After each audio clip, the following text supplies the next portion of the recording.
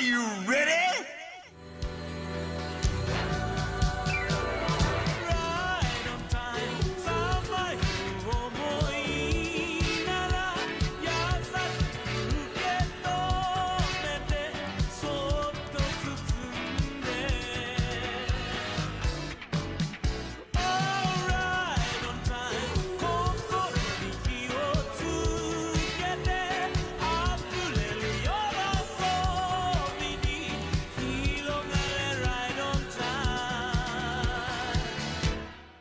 Craftsdwarf, do you want to know what this fucking guy over here did to me, by the way? This toxic son of a bitch. I was just thinking about it. Fuck off. So you know about the real Weeb Club too, right? Yes. With a bunch of, No, it's just 3 people now. Everyone else, before episode 1 recorded, quit except for me, Nun, and Dan. Okay?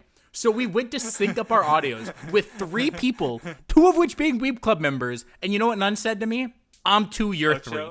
So in the syncing, I'm 3. And the first time we tried to sync, I just went 2 because I'm so used to it after years at this point. Like, I don't know what he did, but he has permanently ruined syncing. So maybe it's a good thing that we never sync audio again on this fucking podcast. That's funny as fuck. I mean, it's never gone smoothly anyway. We have good weeks and then we have not so good weeks. Today was a good week. But I guess you implied something there that we'll start up announcing. So we're no longer doing the weeklies anymore. We literally just had to talk about it before recording. The Weeb Club is dead. Yeah, everything's over. Love is over. It's Joe over. Biden over. Yeah, that one. But to really explain what's going on is basically we were talking about it, and I guess I was feeling that like we're kind of. Well, I realized talking about it that we're kind of trapped by the weekly structure.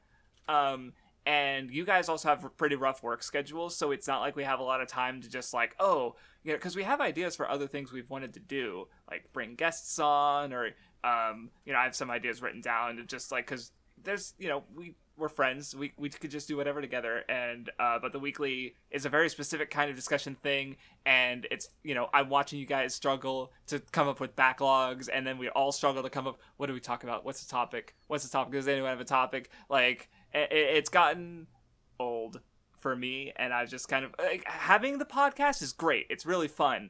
Everything around it, like the editing, the build up of like what are we going to talk about for the topic, it's just been like kind of a drag lately. So we talked about it, and we're going to start.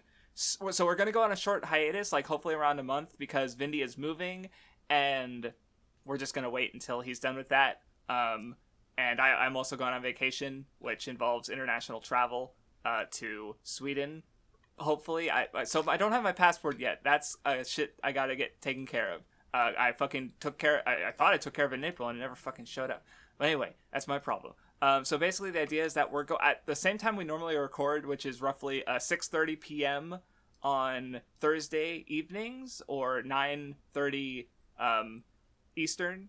It's 6:30 Pacific, 9:30 Eastern. That's hopefully what I said. I tried, but I probably fucked up since Vindy repeated it after me. I know what words are. Anyway, so we're going to be stream. Basically, we're gonna just fucking do it. Yeah, do a stream every week at that time. Hopefully, is our aim. And we might just chat. We might game. We might bring guests on. We might just come up with a thing. Like I think I had I had an idea like half a year ago after I watched the live action Mario Brothers movie. Where we let's just, like, fucking go. So we might just do that, where it's like we'll have request you guys, like you guys can download copies of the movie and we'll just all watch it, kind of thing. Like I've seen VTubers do it, so we won't stream the movie. Honestly, we could probably fucking get away with it because nobody watches the shithole channel. What's wrong with you fucking losers? I'm sorry, that was mean.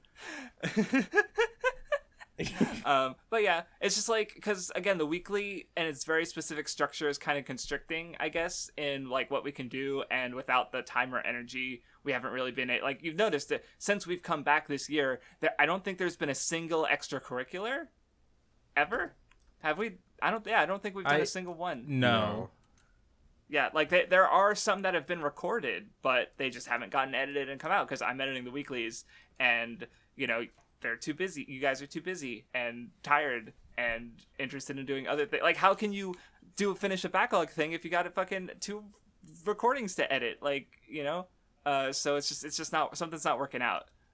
So I don't know. Maybe this will help. I don't know, or at least get more varied content on the channel. Because I assume what we're gonna do is stream it and then upload the VOD to well, if we stream it on YouTube, the YouTube channel, if we stream it on the YouTube channel, it'll just be there. Too. Yeah, and the one thing I imagine with streams is, like, at least in my head, if like we switch it to a stream, it'll be less of like a structured podcast and more of just like, you know, we show up, we hang out for a couple hours a week. And in that time, it'll be way more, you know, like chat will have a lot more of a say on what we do, especially because I assume, especially starting out, there won't be a lot of y'all there, or maybe there are. So, you know, once we, and we'll announce like on Twitter and stuff. But like once we start doing it, we'll try to keep it consistent at the same time every week. And then, you know, it'll just be, you know, we'll be more privy to the whims of chat. So if like chat wants us to like talk about like a YouTube video, or unless like obviously we're in the middle of something already, but you know what I mean? Like we'll be a lot more just like open about stuff, and like it'll be a lot different, but a lot more chill. I think it'll fit the vibes of the current Weeb Club better. Right, something, because like, you know, the fun part is just us getting for at least for me, and recording it is just us friends just getting together and chilling, basically. But like, it's so orderly and structured, and it's like that's not really doing it. So yeah, I have not approached. So we literally decided this within the last hour, so it's not like we've approached any guests yet. So I'll hold off on teasing who we might want to ask. But if they currently do a podcast with a member of the Weeb Club, they would be a likely contestant to eventually be a guest. It's okay, Craftsdwarf. Now there are two people that means. It's not just one. There's two now people that could be. So I didn't give any names. Me. You know? Okay. All right. Was that all we had to say on the transition? Yeah, that's the whole episode for today. Thank you guys for watching. We'll see you guys next. Just really quickly, month. like I mean, so obviously we will still, like, they'll still be up, and so there will be something every week on the Weeb Club channel. If anything, I imagine if you're someone who just wants to like listen later, this probably works better, because I imagine that they will, because, you know, I'm sure everyone knows the weeklies have been getting shorter as time's been going on, and I feel like this would only exist to like make them longer and give you guys more content in the long run. So I feel like it will be better, because at the end of the day, like, what we're doing now is probably less than what we would do on a live stream. So, you know. Mm-hmm.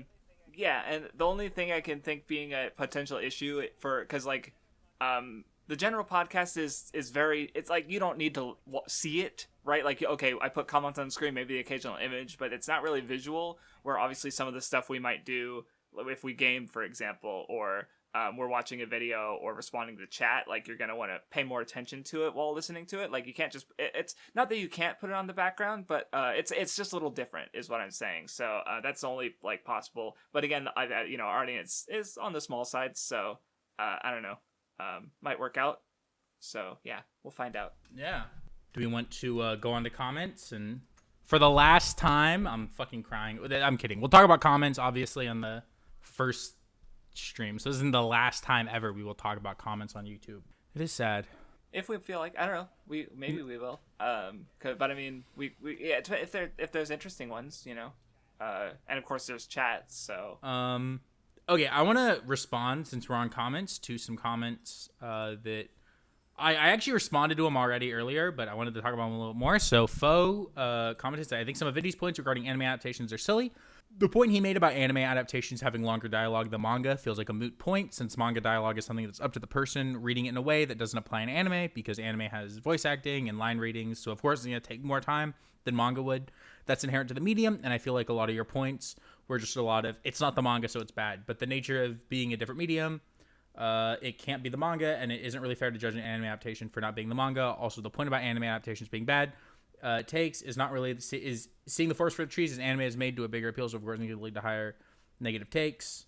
And like, I agree with some of those, but a lot of people like to talk about like the anime adaptation take, and so I wanted to say this first of all, like, you know, the point of that episode, like, the topic wasn't what is the problems with modern shonen. It was like, what do I not like? You know what I mean?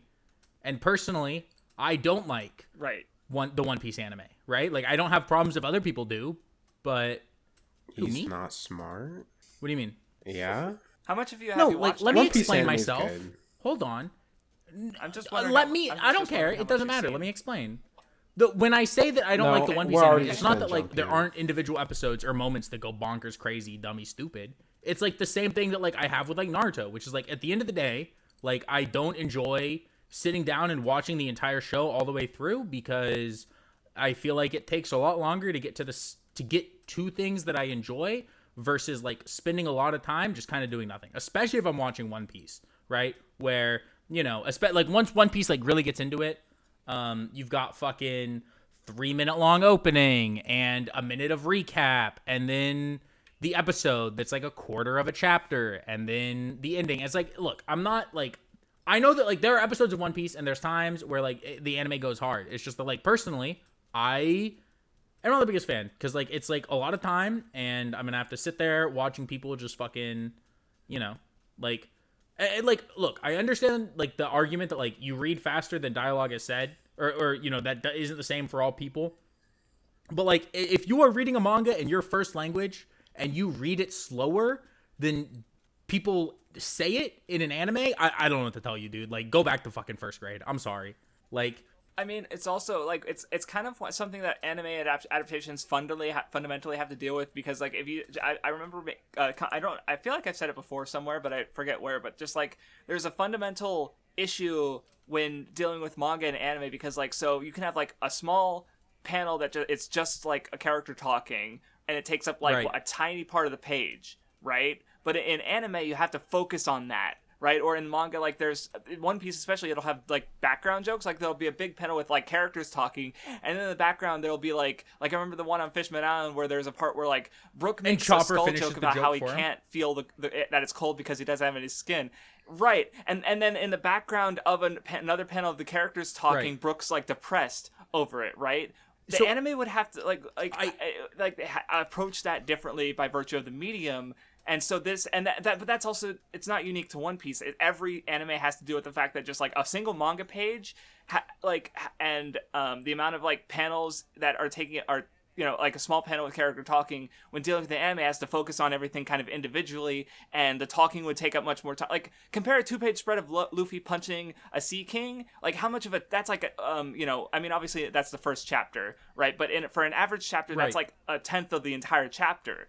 We can't have a tenth of the entire episode be Luffy punching a Sea King, right? Like there's fundamentally this disconnect between the amount of economy and time you have, space you have in an anime episode and a manga page, and what it can be spent on just by virtue of like, how much time it can be taken on these individual moments in a manga versus how much time it can be taken in an anime. And so like, so a good anime will like make it visually interesting during the long talking parts. So that's it. To play, I guess, devil's advocate for a second for the other side, like, so actually that specific moment you mentioned in Fishman Island is really interesting because, like, I remember my older brother reading One Piece and then, like, watching a bunch of, like, just, like, short little, like, YouTube videos that are, like, different jokes from the anime and stuff because, like, it's hard to fucking commit to watching the whole thing, but you want to watch scenes. And, like, that episode was, like, a little joke video, and he said to me, like, this joke goes hard. You know what I mean? Like, in the sense that, like, this wasn't in the manga. Because, like, yeah, like, it's hard to sometimes notice, like, some of those background jokes and, like, commit those to memory versus, like, obviously in an anime, like, you could argue that, especially for something like One Piece or jokes, it getting, the full, like, screen treatment can allow people to connect with it better and remember it better and get a better sense of, like, who the Straw Hats are, and spending more time with the characters is going to lead you to care more and stuff like that. And while I understand those, again, like, the topic was, like, me personally, like, I don't understand how people are, like, acting like I hate all anime adaptations when we literally did an episode like a month and a half ago where I said that, like, yeah, it's good that anime adaptations exist. It doesn't take away from the manga existing. You know what I mean? It's also like, well, so like literally your favorite anime is an adaptation of a manga. Admittedly, that you haven't of a shonen manga, where there's a lot of talking. Well, because you haven't read the manga in full yet, but it's it's not like you walked away from the Naruto episode going, man, the discussion of you guys talking about like the fucking wave country in Naruto, you guys didn't walk away from that video and go like, man, this was fucking terrible, just read the manga. Like, no, you were actually like you gave it your time, and you gave it, even if ultimately, you prefer the manga, like, it's still Naruto. You still fundamentally like it to a degree, right? Right. Well, and I'm going to watch it, and if I'm going to sit down and watch it, like, I've watched, a good amount of Naruto, in my life, and I've watched some One Piece with like other people and like anime adaptations of like stuff that I've read, and it's like, you know, like, yeah, I can think the manga's like better, but you know, like, I don't know. I just thought people were being a little silly, acting like the episode, and maybe they just didn't listen to it because Sasuke wasn't in the thumbnail.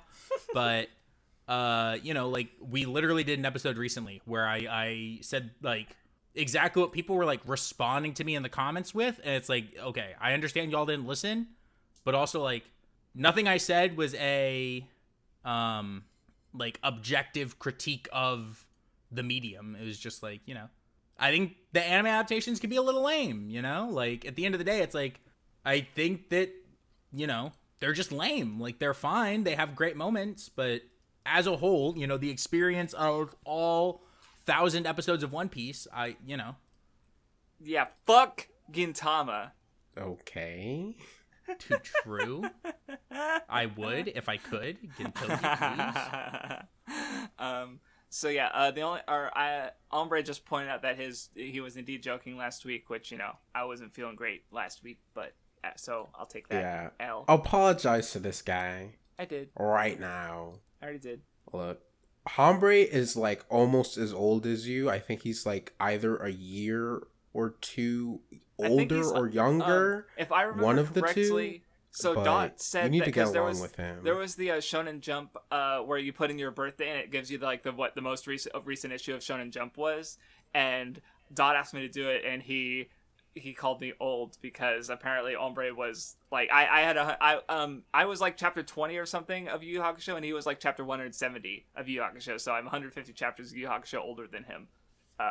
It's like a little less than a year, right? Actually, well, what I thought it was funny that he brought up that. No, that's like closer to 3 years. That's yeah. What? Oh, I'm It's 50 chapters a year. It's a weekly manga? Never mind. I was thinking, dude, there's daily chapters of Yu Yu Hakusho. That explains why no Takashi wonder releases Takashi's Hunter at the fucking pace dead. he's doing. Yeah. No wonder. The guy actually killed himself. Well, I was gonna say, because it would be funnier because, like, to measure your, like, how old are you in Kochikame? Because that manga actually went for fucking ever, so it's actually a reasonable unit of measurement in regards to ages of people. Like, if you're too young, you can't use it because it did end just a few years ago, and obviously there's a point where you're too old because it ran for like fucking 55 years. But there's but if you're too old, I don't want to be talking to you. You know? But there's a huge gap where you could just measure your age in the amount of chapters of Kochikame that were out when you were born. So I'm just saying. Soon that'll be One Piece for people. That's fair. All right. Another one that I will mention, because I even thought of it earlier today as a topic without seeing this comment, was Grimm's, that women in shonen are unsalvageable L's. Maybe that would be a good topic for a live episode. But I mean, just remove shonen. Well, okay, I don't know if I can agree with that anymore. I'm over the misogynist arc. I like women say now. That in present company. No, present company's not here. Okay. They will be here all the time, once I move, but... I knew it. This guy. What? Who you're moving in with. I just didn't say it. What's wrong with that? Yeah, I mean, I think, like, I'm actually glad that none of us brought it up because, I think most people would agree that a lot of shonen have a handful of good women characters. And, like, obviously, the argument could be that, like, it's a lot of it is men writing women for men. So obvious, or men writing women for boys. So I can understand how sometimes it kind of, falters a little bit. But at the end of the day, I think a lot of female shonen characters, like, especially in, like, a lot of the big ones, right? Like, I think Naruto has good female characters. One Piece has some good female characters. Bleach has good female characters. Hunter x Hunter has two good female characters. I think, but to be fair to Hunter x Hunter, it's not like Hunter x Hunter is filled with women. You know what I mean? That's just a boys cast. The major, when I think of the female characters who are the most important, like Melody, it's Biscuit and Komugi, like, they're great, which are all right? good. But there's just like exactly. there's just relatively few of them, which isn't a problem. There's it's just the like, one Ants that I just remembered, the one with the like round thing in her head or whatever. Oh, Palm. Yeah, she wasn't an ant at first. She's fine. She's cool. She's not one of my favorites, but she's good. She wasn't an ant at the start, but yeah. Yeah, I think that's the thing with like Hunter x Hunter is like, you know, like I say it just because it's not like it has a bunch of women, but I think when people say X series has bad women, their argument isn't a lot of times like there aren't women, it's that the women aren't written well. So if Hunter x Hunter has 3 real female characters that I think are all good and apply and like have service to the narrative and do things, it's like, well, it's got good female characters, like I don't know what you want from me. Yeah, because like I'm sitting here trying to think of like, well, what's a shonen thing with female characters that I don't really care for that much, and like I'm sure I know they exist. I'm just like, when I think of like the ones I really like, that's just not happening. So you know, yeah. I feel like the thing with that is like Reborn. Unfortunately, well, first of all, I was actually going to mention Reborn, but I think the thing with like Reborn, like I'm not going to make the point I think you think I was going to make, but it's like, I just said it as like Crafts was like, I don't know any female characters that I don't like, and I don't even know what Crafts' thoughts on Reborn are genuinely. I kind of forgot about Reborn. I definitely feel like those women are not the goats. I'm sorry, it is what it is. I mean, they'll have moments that I care for or designs that I care for, but yeah, overall, I guess they're not. I'm not writing home about how great these female characters are. I could talk about it if I ever actually. I guess Reborn. Women can't write women. Well, I feel like the biggest problem with the women in Reborn is like the same thing as my biggest issue with Reborn as a whole, which is like kind of a part of it, but like also something I don't like, which is I don't like that the series feels like half the characters know what's going on and the other half should know what's going on and are actively always just turning a blind eye to what's going on and acting like it's not real. You know what I mean? Like, it kind of bothers me as it goes on that like there's a bunch of characters that are like, oh yeah, this mob stuff that like, you know, I am fighting and almost dying for. Yeah, it's just a game. It's fine. That's the one character. Even though Yamamoto was your favorite character, he is my favorite. Why can't he just admit that it's real? Why can't he just have a brain? But I don't know. I don't like the way. I don't know.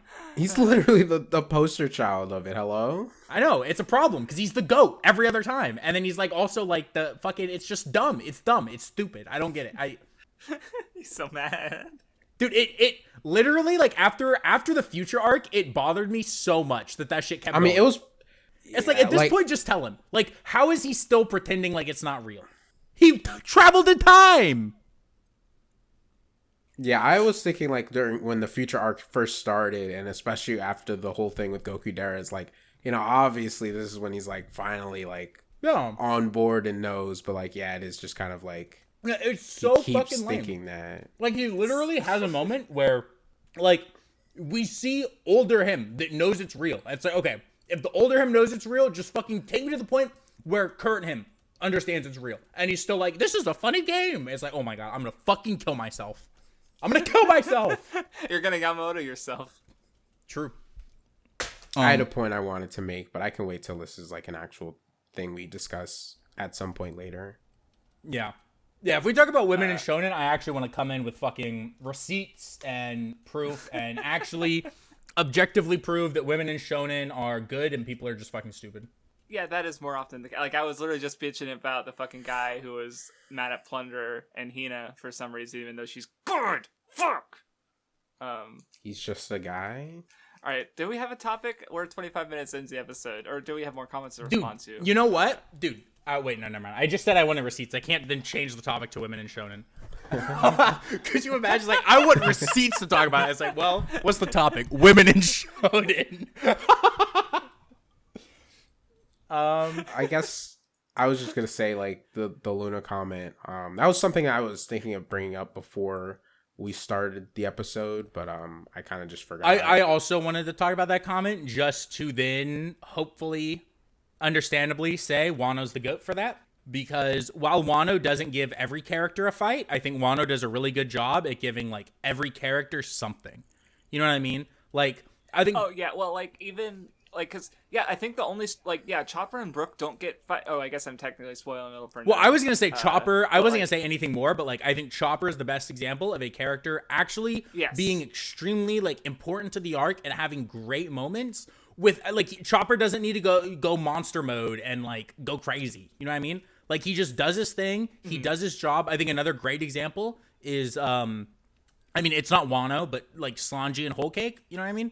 I think One Piece is really good at having characters, like, outside of, I guess, like Skypiea, where, you know, it's a little tough sometimes. But for the most part, like, I think One Piece does a good job at, like, every character is going to do something and do their job, but doesn't necessarily need a fight to be whatever. But I also don't mind when every character gets a fight to bring up Reborn again.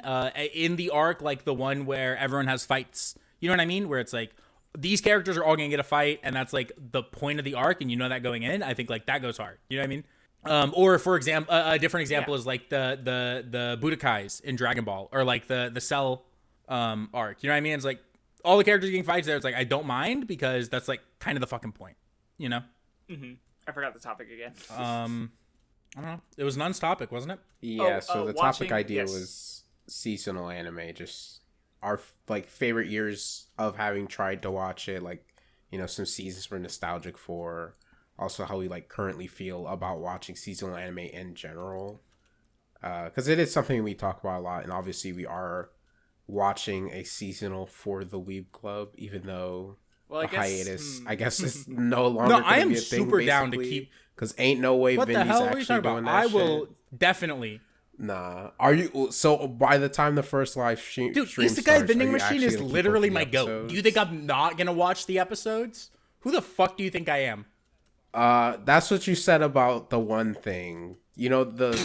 what was it called? The vampire one. Wait, what vampire No, not show? that one. Oh. It was...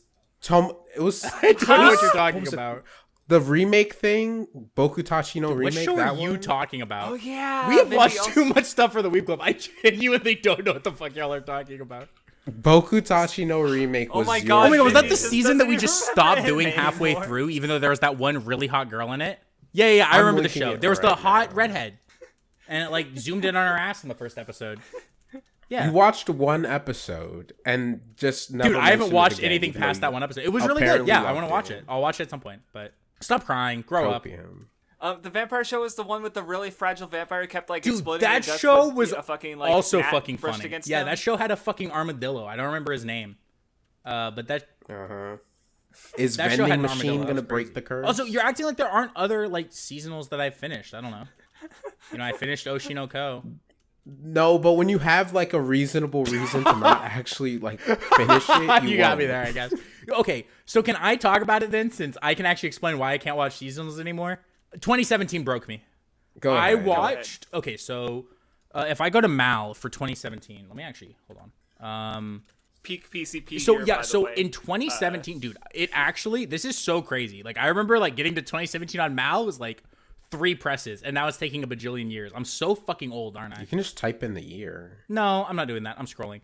Okay, so like to go through like 2017, Little bro starting in behavior. like winter. You know what I mean? It's like I watched like Konosuba and Dragon Maid and Masamune-ku's Revenge and Kuzuno Honkai and Little Witch Academia and Gabriel Dropout and Demi-chan.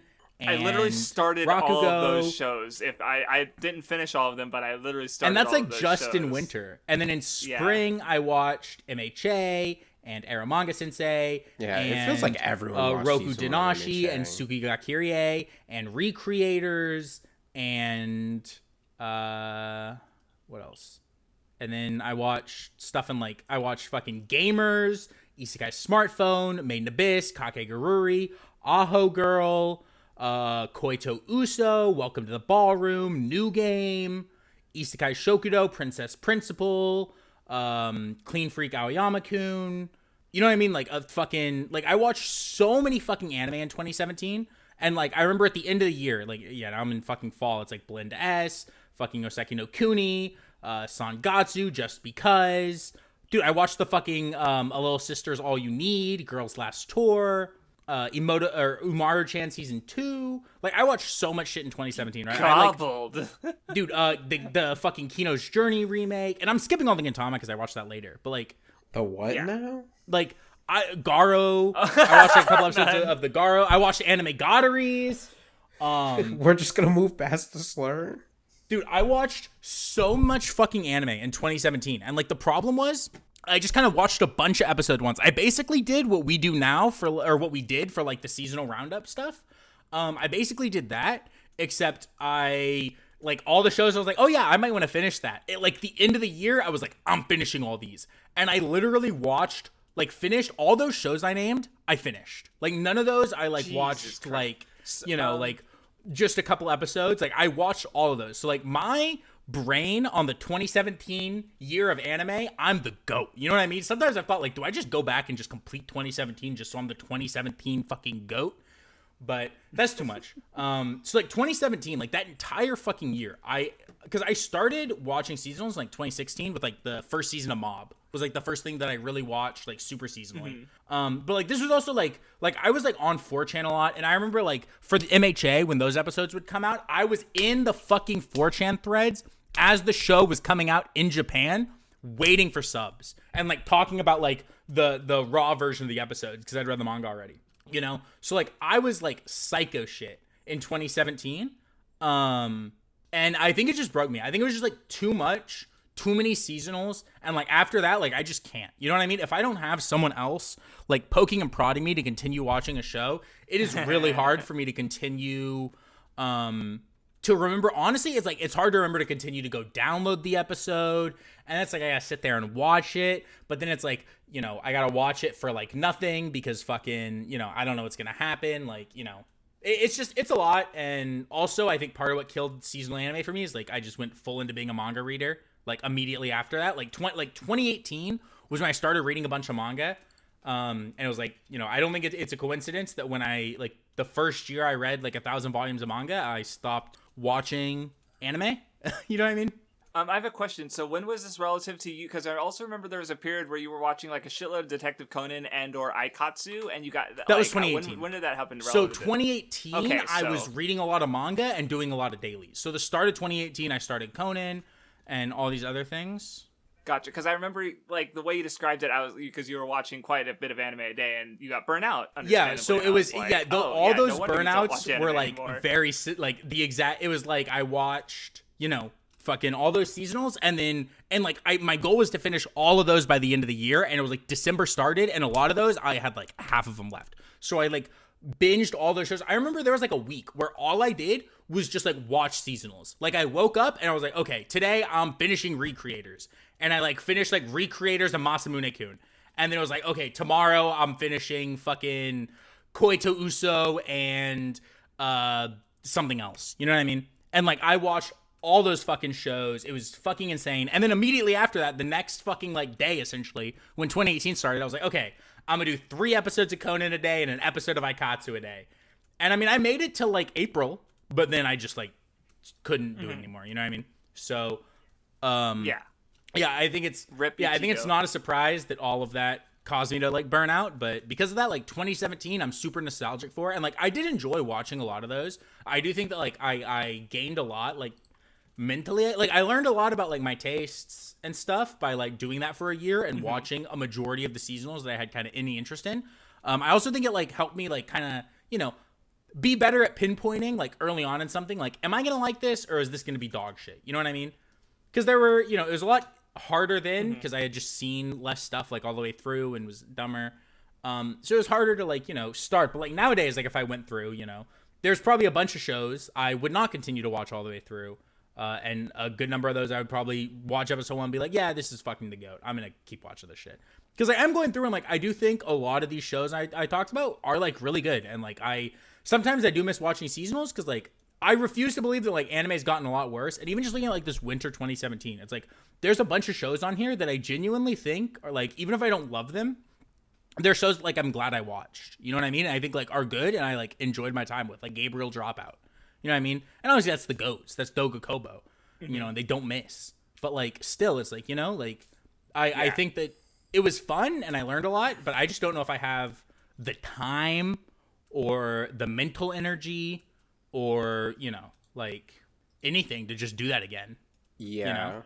I feel like the weird thing about seasonal anime now is like, I do also feel like even though there's still plenty of seasonal watchers, I feel like it definitely has died down. Like there's less people who are trying to watch literally everything, even if there still is like a big subculture for it overall. Which like leads to like this weird thing where I feel like there's so many, well, there's slowly starting to be more overlooked seasonal shows that like I never even knew about, but like for some reason just like look really good, at least visually. And just it's like, it seems like a show that like, you know, if people knew it existed, it would be like a little bit popular. Like, oh, sorry. No, you go. Oh, sorry. I just like, there's a show I'm watching right now. It's called Sugar Apple Fairy Tale. I'm sure nobody knows what that is, but like it looks really good. And like, I mean, I enjoyed episode 1. Like I don't have like a lot to say about it right now, but I don't like, I mean, it is this season, so maybe eventually some people will talk about it, or maybe people are talking about it and I just literally don't know. But like, I don't know, like it's just like an example of a show I feel like has an audience that would like it, but maybe it's more so because it is a shoujo show, but like, you know, it does have like quite a bit of action in it, and you know, it has the like type of look that I feel like I'm trying to like pinpoint the exact kind of audience that would be into it. Maybe if you guys like looked at it real quick, I can link it. You guys could like figure it out. But like, I feel like there's a very clear audience this kind of thing would have. Yeah, I think nowadays people care way more about, and I think some of it is like, I don't know. I think some of it's like the way social media just kind of influences people, especially with especially like I think TikTok does not help with this because the For You page just kind of gets really insular, and so it's just like, you know, if you watch a video about like the one show you care about, right? Like say like you watch Jujutsu season 1, right? TikTok knows you like Jujutsu, season 2 starts, all you're really gonna see is like stuff on Jujutsu. You know what I mean? And so I think people care a lot less about like, let me watch everything, and it's a lot more, let me watch like the things that everyone is watching, like the 3 or 4 hyped up things. And I think that that's like, I don't know, I think that's interesting. I think that there's like obvious like benefits and downsides to that. No, I hadn't thought about the way it's sort of like it's a result of like sort of, you know, and algorithms and pushing becoming cyclical as, you know. I clicked on my bad. I clicked on Fall and saw Tokyo Revengers and saw the little man on the cover for the key visual for the 3rd season of Tokyo Revengers, and just I can't. I'm sorry. It kind of reminds me of like what people talk about with like music and like Spotify, where like once you find like your niche of music you like, the algorithm can very easily keep you within that and not really like show you other genres that you could maybe grow to like. So like it is very easy to just like follow a playlist that has like similar stuff to what you already enjoy, instead of like expanding your taste and like discovering like art, like you'll discover more artists, sure, but like it won't be like sounds as, you know, different. Yeah, and I think the other side of that isn't even just like that part of it, but it's also like, you know, if everyone you see right on TikTok and Twitter is only talking about Jujutsu, it will seem like everyone in the world is watching this show, and it's like, well, like, yeah, I guess I'll watch this. You know what I mean? And so it's like, I think it pushes everyone towards a couple, and I don't think it's like just that. I think it's also just kind of the way things have gone. But I do think that like people are pushed nowadays maybe a little bit more towards like the few things. And also like, to be fair with like this season, it's like you look at it and a lot of it is like sequel seasons. I don't think that's a problem. I think like some of these are like sequels. Like I mentioned Masamune-kun. The 2nd season is coming out now, fucking 6 years later. Like, hello? You know what I mean? And like Bleach and... Oh, that's funny. Well, because also we have Devil's a Part-Timer, which that was an anime, like, my brother fucking watched that before I did. Yeah, it was like early 2010s. It was like 2012, 2013, right? No, I watched it. But I watched it when I was watching seasonals, and that's also getting a sequel season. It is. No, it is coming out now. Year. Yeah. So it's just... It's 2013, but weird. yeah. So, like, you know, I think that there's, you know, a lot of those. Like, Bleach, obviously, is another one. And you know, there is stuff that, like, I think... in the past, people would have talked about a lot more, right? Like, I'm just looking. I didn't realize Hulk was getting an anime adaptation, and like that's a manga I haven't read. I've heard people talk about Hulk for a long time. I'm a big Hulk guy. Let's fucking and like go. Nobody, like, it has 35K people on Mal. You know what I mean? Like, people are not watching the Hulk anime, and I feel like if it was 5 years ago, a lot more people would be watching it because a lot more people would be talking about the manga, and you know what I mean? Yeah. I think the discussion has become a lot more centralized around, like, the popular shows. Basically, people only talk about what Mappa's doing, and that's it. I've felt that like Mashle came out in the wrong season because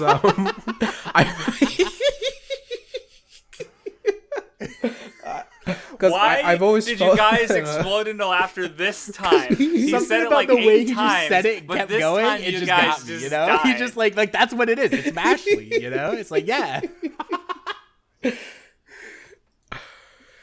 I feel like if it came out in the season Sakamoto, whatever the fuck like that show's called, like specifically that season, I feel like Mashle would be really popular. Like I don't know why I always just group Mashle with like the people who like Sakamoto, but I just feel like that era of anime it would make sense. It's also really funny when you say Sakamoto because there's also a Jump manga that's called Sakamoto, but it's not the same manga at all, and I just associate the two because I've been reading them in Jump for the last like fucking 3 years. Banger. I know. No, I did read that manga as well. Yeah. Sakamoto Desuka, right? That one. Yeah. Okay. I read that because that was one of those where like people were talking about the seasonal and I just ended up reading the manga instead. Yeah, funny series.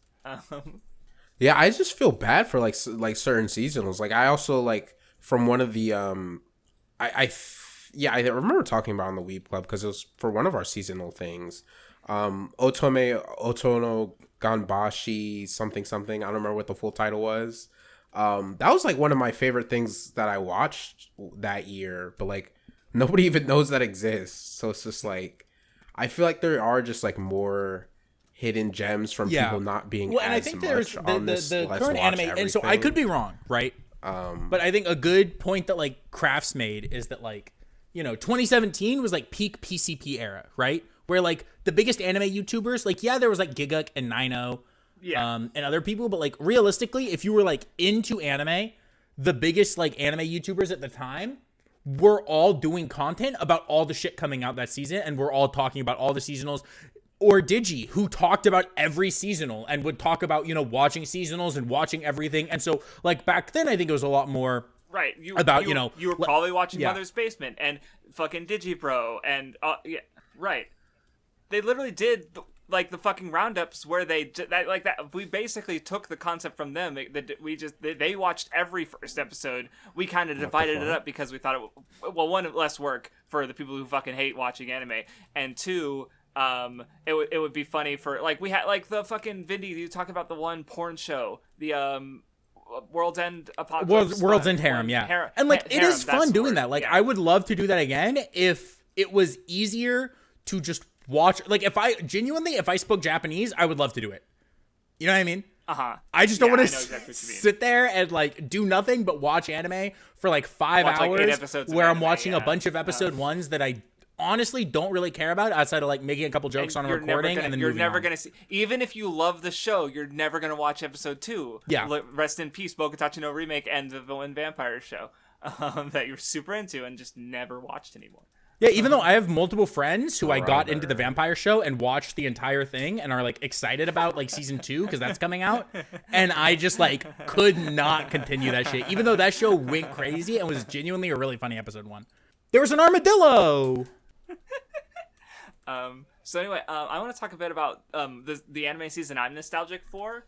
Because it was the first season I started watching seasonals, spring 2012. 2012 in general went fucking hard. Like, I remember autumn especially, like, because there was 2 core shows that I remember, like, I was super interested in watching, even though I think at the end of the day, I scored them all, like, 6 or 7, but I remember, like, a lot of my scores from this period, like, don't reflect how I feel about these shows now, like, because as I noticed, but I was super into Robotics Notes, Psycho-Pass, and Shinsekai Yori, which were, I think they were all like 2 core shows. They were all like more dramatic and they're all sci-fi. They were all fucking interesting. And like, I remember once, I think they were all airing around the same time too, because I feel like once I came home from work at like midnight and I literally just lied in bed with my laptop and just watched at least 2, it was at least the new Psycho-Pass and the new Robotics Notes. Maybe it was just all 3. So I remember like 2012 in general just went crazy. But like spring in particular was like, I think one of the reasons I'm interested in like doing my big franchise playthroughs and stuff, or just like,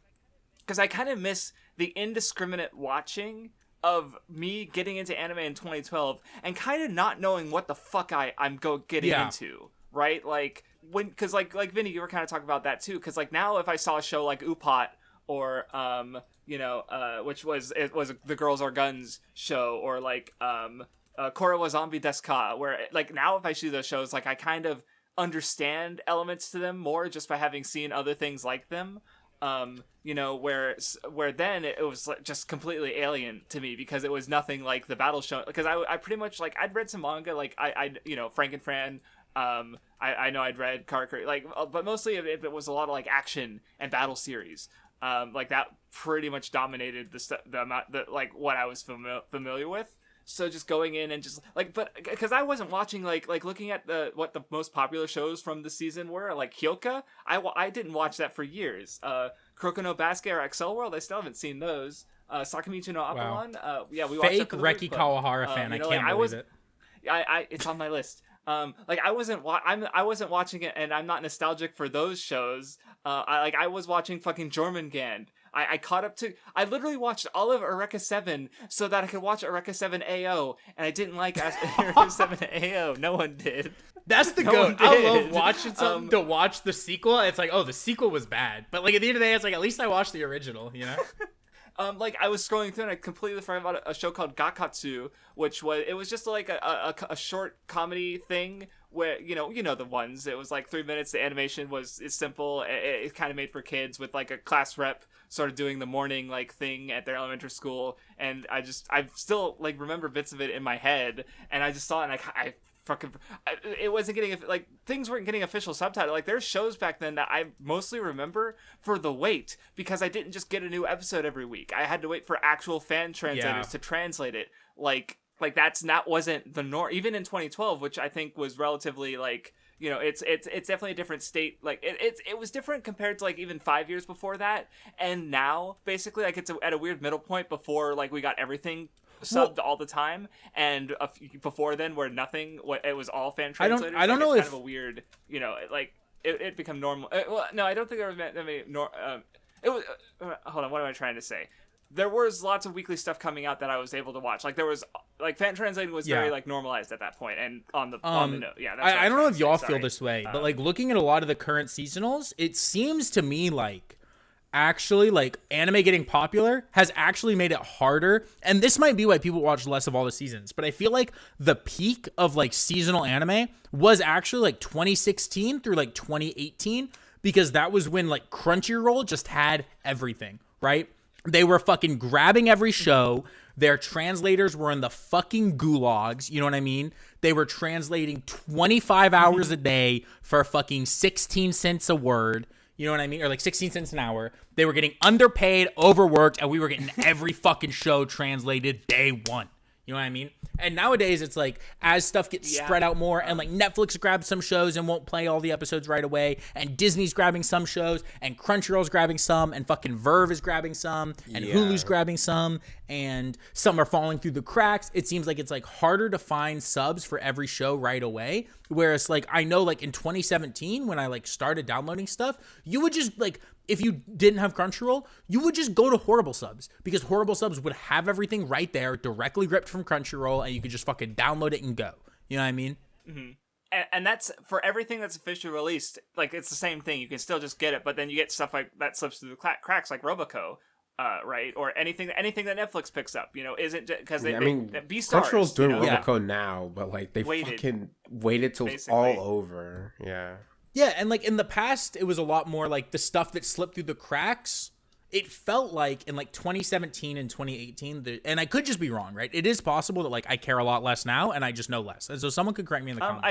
I think Little Witch Academia would have also been caught by Netflix, but definitely like it did slip through the cracks. But that's what I was gonna say is the stuff that used to slip through the cracks was like Precure and Little Witch and like Pokemon, where like it was series that no matter what, we're gonna get subbed within a day because they were shows. Precure wasn't fully subbed until like within the last 5 years. I'm pretty sure, like, because some of the older seasons did slip through the cracks.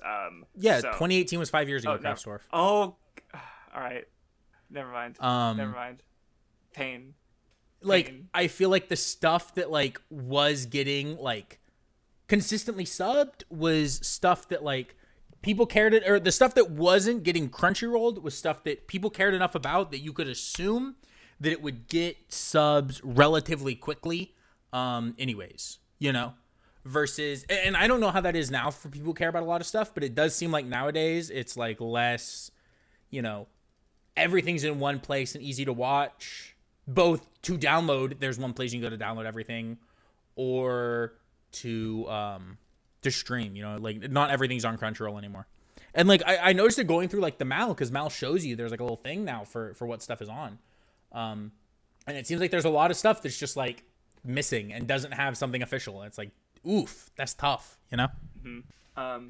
But yeah, to talk about 3 specific Oh no, I was just gonna add on to that real quick and say that like even for stuff that's like really popular, at least among like hardcore anime fans and like people who like are vocal about like stuff going on like Oshinoko, I feel like if Oshinoko is on Crunchyroll instead of High Dive, it'd be like it'd have even more of like a little boost of popularity instead of like for sure. just being trapped on High Dive. Because like I feel like some people pretend that people are using High Dive, but it's like, brother, most people don't know that shit exists. I didn't know it was on High Dive. Yeah, it is.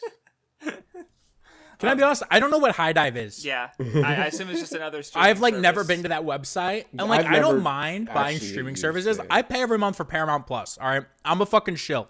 But yeah, fuck. I haven't even like looked at High Dive because I'm not that mentally unwell, you know.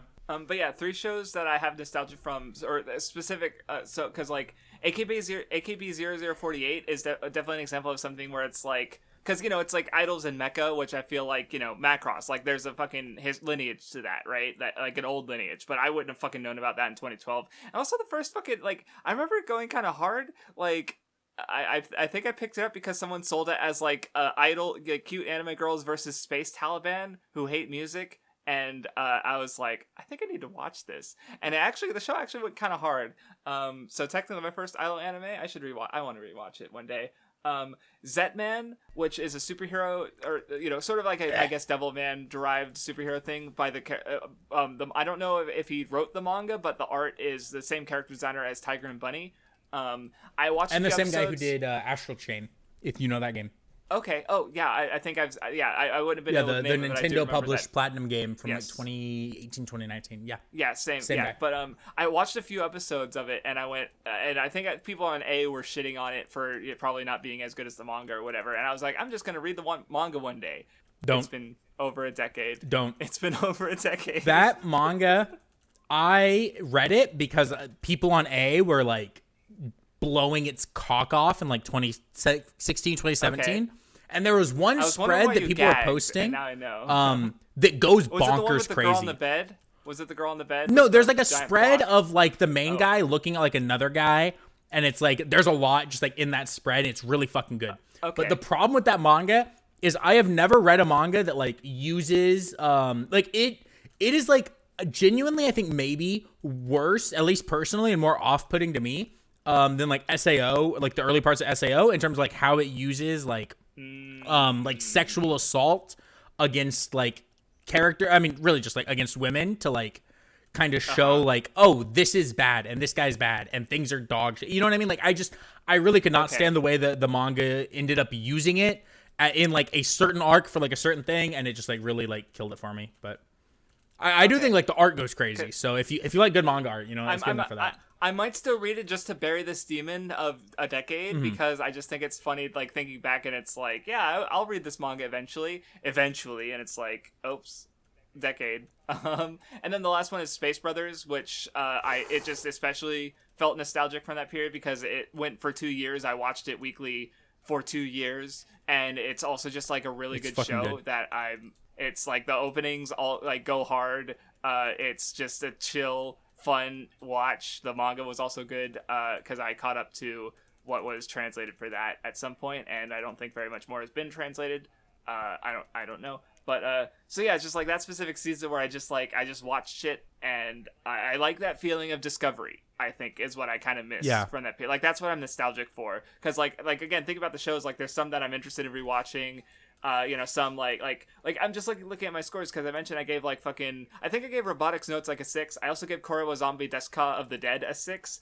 I didn't really care for Korowa Zombie Deska. I didn't like I don't, and thinking back, like there's nothing really like I mean if I rewatched it maybe I'd like it, but like just from memory there really wasn't anything I got out of that series, even though I can still remember some things about it. Or Robotics Notes, like I remember like years after I watched it I was just thinking about the ending while driving home, and I fucking start tearing up because it's so fucking cool, and I'm like fuck, I need to play Robotics Notes Elite and get on that Sides Adventure fucking kick, because so just when I think like part of that, like that aspect of it is like just like being new to something, you know what I mean? Like, and I think that that's something that like we forget, because like at least personally, like I'm at the point now with video games where even if I'm playing a franchise I haven't played before and there's exciting new stuff for me, like I don't get it the same way, right? Like I've been playing through Final Fantasy, and not just because I've played like 7 and 10 and half of 6 and third of 9 and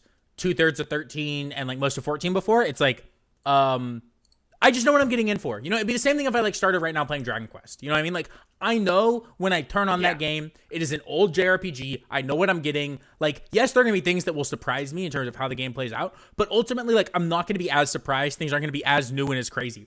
And when I know when I first started getting into anime, like a lot of that stuff you named, I would not have had any idea, like the background, or like, oh, this is an adaptation of a manga that's this, and it was the guy who did this and this and this. And it's like nowadays, it's like I could see, like I saw Astral Chain and like that like fucking thing. I was like, oh, it's the fucking Zetman guy. You know what I mean? Like, like as you know more, and like there are definitely benefits to knowing a lot more, but I definitely do think you lose that like kind of age of discovery almost, where like everything is new and exciting, and it's like, because I do get really nostalgic, especially for anime, for that period where I was like really getting into it and everything was new and I was constantly learning something, and every like OP I like never heard before. So even the most generic J-pop OP went fucking bonkers crazy because I was like, oh my god.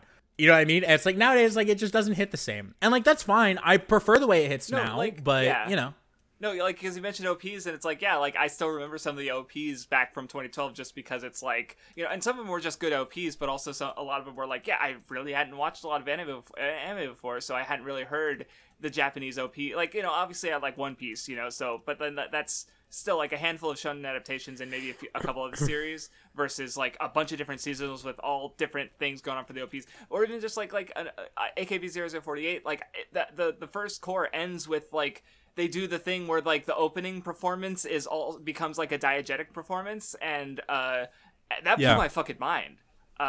Because I was like, what? They're not just playing the OP in the last episode, but they're also performing the parts of the OP that were part of the performance in the OP. And obviously, like I'd seen that, I've seen that in other idol shows, or they'll just do like Love Live, they do end off with the first OP, right? And but watching it for the first time with AKB 0048 just blew my mind. I was like, this is a thing you can do, and I hadn't seen it before, and I'm sure it's an older trope than that. I 100%, right? So, but it's like just again that feeling of discovery and seeing something new is really cool. Do you have any nostalgic seasonal stuff you're into now? You remember none? Because we've kind of dominated discussion. I was gonna mention 2016 because I know you guys said like 2016 to like 2018 or 19 or whatever. I don't think any of you actually specifically said 2016. Vindy focused on 2017. Yeah, I said 2016 was when I started, but like the only stuff I really watched then like was like Mob, MHA, like Sakamoto, like Scat. It was like the stuff that like honestly, because I was so new, I like only watched like the shit that like Digi had said was good. You know what I mean? Like I wasn't at the point where I was ready to like go watch my own stuff. I think 2016, because I remember I checked because I remember Keys Never was airing. Did air in 2016. That was the year where I think I slowed down on it, because like what was happening is I was watching I think I was also watching Better Call Saul, and I was watching like so many shows that I was starting to feel like overwhelmed, I guess. And it wasn't even that many, but I was just like remember sitting and looking at all the shows I was watching, because like especially when the weekend would roll around, and it's like I have this obligation of like, oh man, I gotta keep up with all these shows. And once I was watching the show, I was like, wow, that was a good episode. I don't know why I was waiting so long to watch this, like why I was hesitant to just start the episode. But I remember since I was recognizing that I was getting kind of tired of it, and so I sort of slowed down on watching it. But then, of course, 2017 happened. I got into the PCP, and it's all fucking history. I was watching, I fucking watched Manga Sensei along with Digi and Best Guy Ever for their literally just Goat so show. I could hear them talk about it and shit on it. And there's probably some comments I still have on those episodes because I commented. So that's my history with 2016. But go ahead, Nun. But yeah, for me, I think 2016 was like really when I was starting to be like pretty aware of like ongoing stuff. Like I feel like before then, I would just happen to kind of watch stuff that happened to be airing that season, but I didn't really have like the same concept of seasonal anime. Like, for example, like I watched Kill la Kill when it was still new, but that I just happened to see it on Crunchyroll. And like after I watched like stuff I was familiar with, like the normal stuff like Naruto, like big shonen stuff or whatever, I would just pick random shows based on the poster on the app or website that looked kind of interesting and just try it out. So like, of course, if there's like a newly airing thing, it'll be like on the front page high up. So I would happen to watch it in that sense, but like knowing of it being like a currently ongoing thing that a lot of people really like, I think it was like more so 2016 when that started to happen. I don't even know what season Kill la Kill was. If it was after 2016, then no, it was maybe I'm just lying. Fall 2013 and winter 2014 was the second half. Okay, so, yeah. I remember because cool. that was another show I was watching it along with 4chan, and it was wild, fun time. So yeah, like Erased is one that comes to mind that like, a lot of people were really loving. And I know some people a lot of people weren't super into like the ending of it and stuff, but like of the anime version. But at the time, like I really, really liked Erased. Like I just watched like just all of it in like 1 or 2 sittings maybe. It was like 1, but I probably got interrupted, so it might have ended up being 2. I can't fully remember, but I do remember just like watching like a bunch of it at once because I was just that into it. Konosuba is like obviously like I feel like most people who are watching anime around this time period and know of like, and don't just watch like shonen stuff, probably watched Konosuba. Yeah. Like I really liked Konosuba. Like I think it's like I've watched comedies before Konosuba because I'd seen Sket Dance and like Angel Beats is also partially comedy. I'd seen that. I can't remember everything I'd seen back then, but like it was like a few examples of stuff. But like I feel like with Konosuba it's probably like the example of like as close to being like mainly a comedy, like strictly like this is like really, really supposed to make you laugh, and this is really like the appeal that I had seen at that point, and I really liked it. Like I just remember like just watching a lot of like Konosuba. Like honestly, like that nostalgia for having seen Konosuba at the time I did is like why it's one of my favorites. But I'm not sure how I would feel about rewatching it now. Like I'm sure I would still like it, but like I like that's one of those examples where I'm really unsure of how I feel now. Like I feel like the nostalgia of it makes it one of my favorites. Like at the time I didn't have a concept of like these are my favorite anime, so I never like considered it that way. It was like more so retroactive through being like nostalgic about it. So like I'm curious of what I feel about Konosuba now, but like I'm really like fond about Konosuba because of that.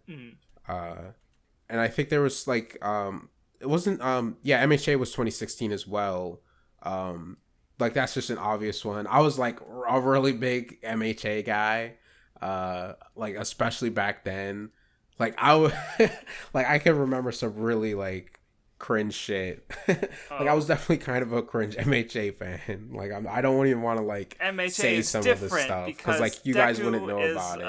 I don't know. I don't know what the. Was it that kind of stuff? Yeah, I love. Or what was it? Like the MHA is different than other shonen because blah blah. Oh no, not. It wasn't like discourse stuff. It was just being like. Right. Okay. Nah, it was different stuff. I don't want to say it. And then ReZero, like I really like ReZero. I can't remember if I feel like I don't know if I watched it as it was coming out or like there was already a decent amount out already. That one I'm not sure about, but I mean, obviously Konosuba. I mean, not Konosuba. Fuck, ReZero is one of my favorites. I think ReZero is one of. I think Crafts has it at the lowest score at a 9. So. Yeah, it's still like literally Crafts my top actually 10 hates right now. ReZero. Gave it a 9. This Craftsdwarf guy. Mob Psycho, Mob Psycho was really good. That's another one where like I was just super into it the whole time. I don't know how many of the like random seasonals from 2016 I actually watched, but like I think most things in 2016 that I did watch I really liked and are like kind of close to being favorites to some extent, like either are favorites or like borderline. I just feel like it had like a lot of bangers and just like a lot of stuff that would just be like, like this is the type of shows that I like. I'm looking now, like I have seen some other stuff, but I know I didn't watch it at the time. Like I've seen season 1 of 3 Gatsu now, but that was way later. I did watch Magical Girl Raising. Oh my god, you watched that shit? Project? Go. No, yeah, none. That was that's the one thing that puts the that I didn't like that. So that's the one thing that's like, okay, well, it wasn't all bangers. We're just old men at this point because like you're talking about all these fucking seasonals from 2016, 2017, even like Crafts mentioning shows from like the early 2010s. I know every single show that like y'all are talking about. You know what I mean? I am on top of it. Yet, like, someone starts talking about shows that aired, like, a year and a half ago. If it wasn't, like, one of the popular ones, I genuinely don't know. Like, I have no idea what it is or anything about it. You know what I mean? It's, like, so funny. Like, you have very extensive knowledge of a very specific set of years, and everything past or before that year, it's like, I don't know. Yeah, it's like I would even just say it's, like, the 2010s. Like, I feel like the 2010s anime, like, even if I haven't seen all the big stuff, 2010s is like an era I really want to it's like even if I haven't seen like everything, I feel like that's like not only is that like where a lot of what I've seen is, that's where like a lot of the Weeb clubs like stuff we've watched and like our focus has been on, you know what I mean? Yeah, like I feel like just the 2010s were our era, and let's just face it, we're getting old and it's time for us to move on, you know. We peaked in the all right, this is the last episode. We peaked in the 2010s. It is not our decade. Sorry, gamers. Oh, unfortunate. Keep going. I feel like even with Magical Girl Raising Project, even though I don't like it, and I don't know, like I would have had very negative things to say about it. Even like when I was watching it, I just kind of liked the opening for some reason. Like I would just like look forward to turning on the next episode for the opening, and like I have this weird sort of nostalgia for it, even though I wasn't into it. Like I'm interested in rewatching it. Not even necessarily with like the intent of like, oh, I'm gonna like it this time. I'm not gonna like go into it to be like cringe about it or anything. But like I'm still interested in it, even though it's like just like as far as anyone's concerned now, it's just a random show. Like nobody cares about this show. Like I remember like Under the Scope talking about this show for some reason, but like I can't imagine why. Like I don't think there's anything particularly like terrible about it that makes for an interesting thing to talk about. But like I also don't think like it was amazing or anything. So like I don't remember why he talked about it, but I remember him talking about it at some point. I mean, it was a seasonal, so you know. That's the thing that AnyTube grind is. Yeah, I mean, maybe it was just a seasonal, like I watched this and here's like all the other seasonals I watched. So, like it probably wasn't like the main thing he talked about. I just remember him talking about it for some reason. No, I remember one video. It was Inuyashiki, which is a seasonal I also made a video on. But someone made a video on it where the point of the video wasn't to talk about Inuyashiki.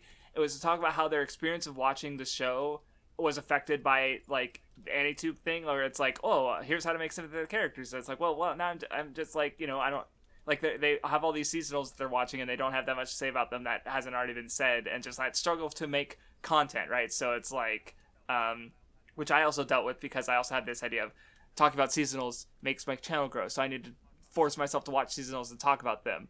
Oops, I made a Flip Fappers video. It's the worst video I've ever made, possibly. But it's down there for sure. You know, that so was a it's show like, I didn't even mention. Was that 2016 or 17? I want to say 16 because that was the year I started my channel. Yeah, God. that makes sense because I didn't see it in like the 2017 stuff I was fall. going through, but I know that was also like a seasonal I watched. God. Oh my God, it's the 7th year anniversary this month. We're just old men. We're just I this topic sucks. Fuck you, Nun. I feel so old now. Holy shit. As far as 2016 stuff that I seen like back then, I think Keijo's the last one that I actually had seen. I never completed it though. Like I really liked it, but like it's just always eluded me of me actually just finishing the show. Like I want to finish it. I'm still interested in finishing. I just haven't done it yet. I am sad that like the manga's like not like I feel like it was like stopped. Yeah, early I remember or when it something. ended. It Something like got happened to the canceled or author. something, and people were upset about it. Which it was sad because I was gonna read it because I liked anime a good amount too. I thought it was like a really fun like sports series that was like making fun of it was like making fun of sports series, but like laughing with them. It was like great. I thought it was super fun. Before we move on, do you guys quickly want to talk about like how you feel about seasonals now since we started with I feel like we kind of explained it as we talked about seasonals back then. I don't know. I mean, we could talk about it, but I feel like we kind of covered Yeah, because you guys not only don't watch them, but it's mostly like I feel like especially with like Oshinoko, where it's just like you guys just wanted to watch the show all at once, or go through the story in some form all at once, and being trapped to a weekly schedule didn't work for you. Do you have any more general thoughts than that, or? Yeah, so I don't even. Yeah, I have some general thoughts. You can go first. Okay. So like my big thing with like seasonals and just like a weekly format or even monthly or whatever the fuck, I feel like for certain stories that can work, like certain like like a weekly comic sketch of Garfield, like who the fuck wants to read all of that at once? Like yeah, like a little weekly dose of Garfield, that makes sense, that's good. But I feel like the thing with like weekly or like actually periodic releases of stuff, like that only happens just because like it is an inherent like human limitation of like you can't just complete this whole big story within a reasonable amount of time to like maximize on profits and to have people be interested and like have things aligned for it to do well and to have people get paid and whatever. So it has to like release weekly to be profitable and to like meet deadlines, but like that doesn't necessarily reflect like the best artistic way of it being released or the best way to consume it. So I feel like the culture of like weekly or whatever release schedule it has being the main way people consume it can be harmful, and that people don't really take that into account enough. Like people need to think about like what kind of series it is, how they're feeling about it as they've like tried to do it weekly or whatever. And I feel like that just kind of doesn't happen. It kind of like damages how much someone could enjoy or understand something. And that's like my thing with seasonals, where like I don't want to force myself to like watch it just because like, oh, I want to be in on the discussion, or oh, I don't want to get spoiled. Like I want to seek the way that I can maximize my enjoyment, at least to a reasonable extent. Like there's no way I can like optimally enjoy everything. Like if I'm like really depressed or something, right? And like sometimes you can consume something while you're like depressed and like, oh my God, this really boosted my mood. Oh, I'm really inspired by this, or oh, this fucking changed my life. Or like it could do the reverse of like, unfortunately, like this wasn't the right time to consume it, but like I wouldn't have known that like I wouldn't like it enough, and it kind of like dragged it down. So it's like, when it comes to your like mood and when you're like trying out something, it's hard to like always be knowing what to pick. But generally, I feel like I try to take it to account like I think more things. That's a really good point about seasonals, where it's like, the problem ultimately is that like, when I'm watching, I'm watching like most stuff I do, I do when I want, you know what I mean? I pick now is a time where I would be willing to, play this game or watch this show, you know what I mean? And I'm doing it on my terms. But when you watch a seasonal or you watch something as it's coming out, you kind of have to watch it on its terms. You know what I mean? It's coming out once a week and it comes out this day. Yeah. And like even for the Weeb Club, it's like, maybe it comes out on Tuesday, but we got to watch it by Thursday, And so I think that like definitely kind of hurts that aspect of like watching it, because you like really do have to you know what I'm saying? Like you got to watch it on when the show decides it wants to be watched, as opposed to when you want to watch it. And I think that does make it a lot harder to really get, to have the best possible experience. Yeah. Which is like what I was gonna say is like Craft said, it's not necessarily that I want to watch something all at once, but like I don't want a 12 episode anime to take me 4 months to watch. You know what I mean? Like I understand that it takes longer than that to make, but like I don't want to watch it spread out over 4 months, because like ultimately it's like that definitely is gonna hurt my enjoyment of it. It's gonna hurt me remembering things week to week. It's gonna hurt me, caring about the plot. Like anytime, honestly, that like I've enjoyed a show as it's been coming out, thinking about it like recently, because I watch a good amount of like television, and a lot of those I'll watch like as they come out. But like any like TV show I watch as it's coming out, generally, I'm watching a season later, right? I'm watching season 2 or 3 as it's coming out. So I've already seen season 1, and I'm generally already invested enough in the show that like I don't mind the wait, because I already like care a lot about it. And does that make sense?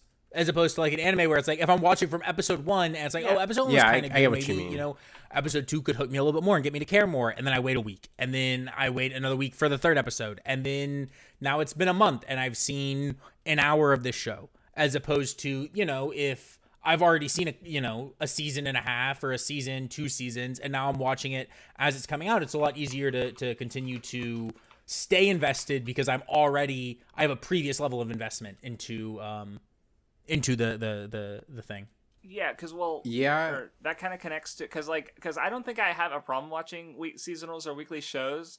Because I guess I don't mind the obligation, because I already kind of structure, like I literally have a to-do list. Like I think I've talked to both of you guys about like how I plan, like how I literally have a week planner where I just keep track of like when the episodes come out, and then like other things like I want to do or choose to do, like dailies and stuff. So I'm already doing, like today I read 2 volumes of Berserk. I watched I Caught 2 Stars. I watched the new Always Sunny episode. I completely forgot about writing down the Jujutsu Kaisen episode that came out today, so I didn't watch that one. I forgot about the Vending Machine too, and I didn't put those down on my schedule, so I completely forgot about them. So watching seasonals is already kind of worked into what I'm up to, but it's like. But at the same time, I'm not really gobbling, because I am doing so many other things, and I'm not super interested in just keeping up with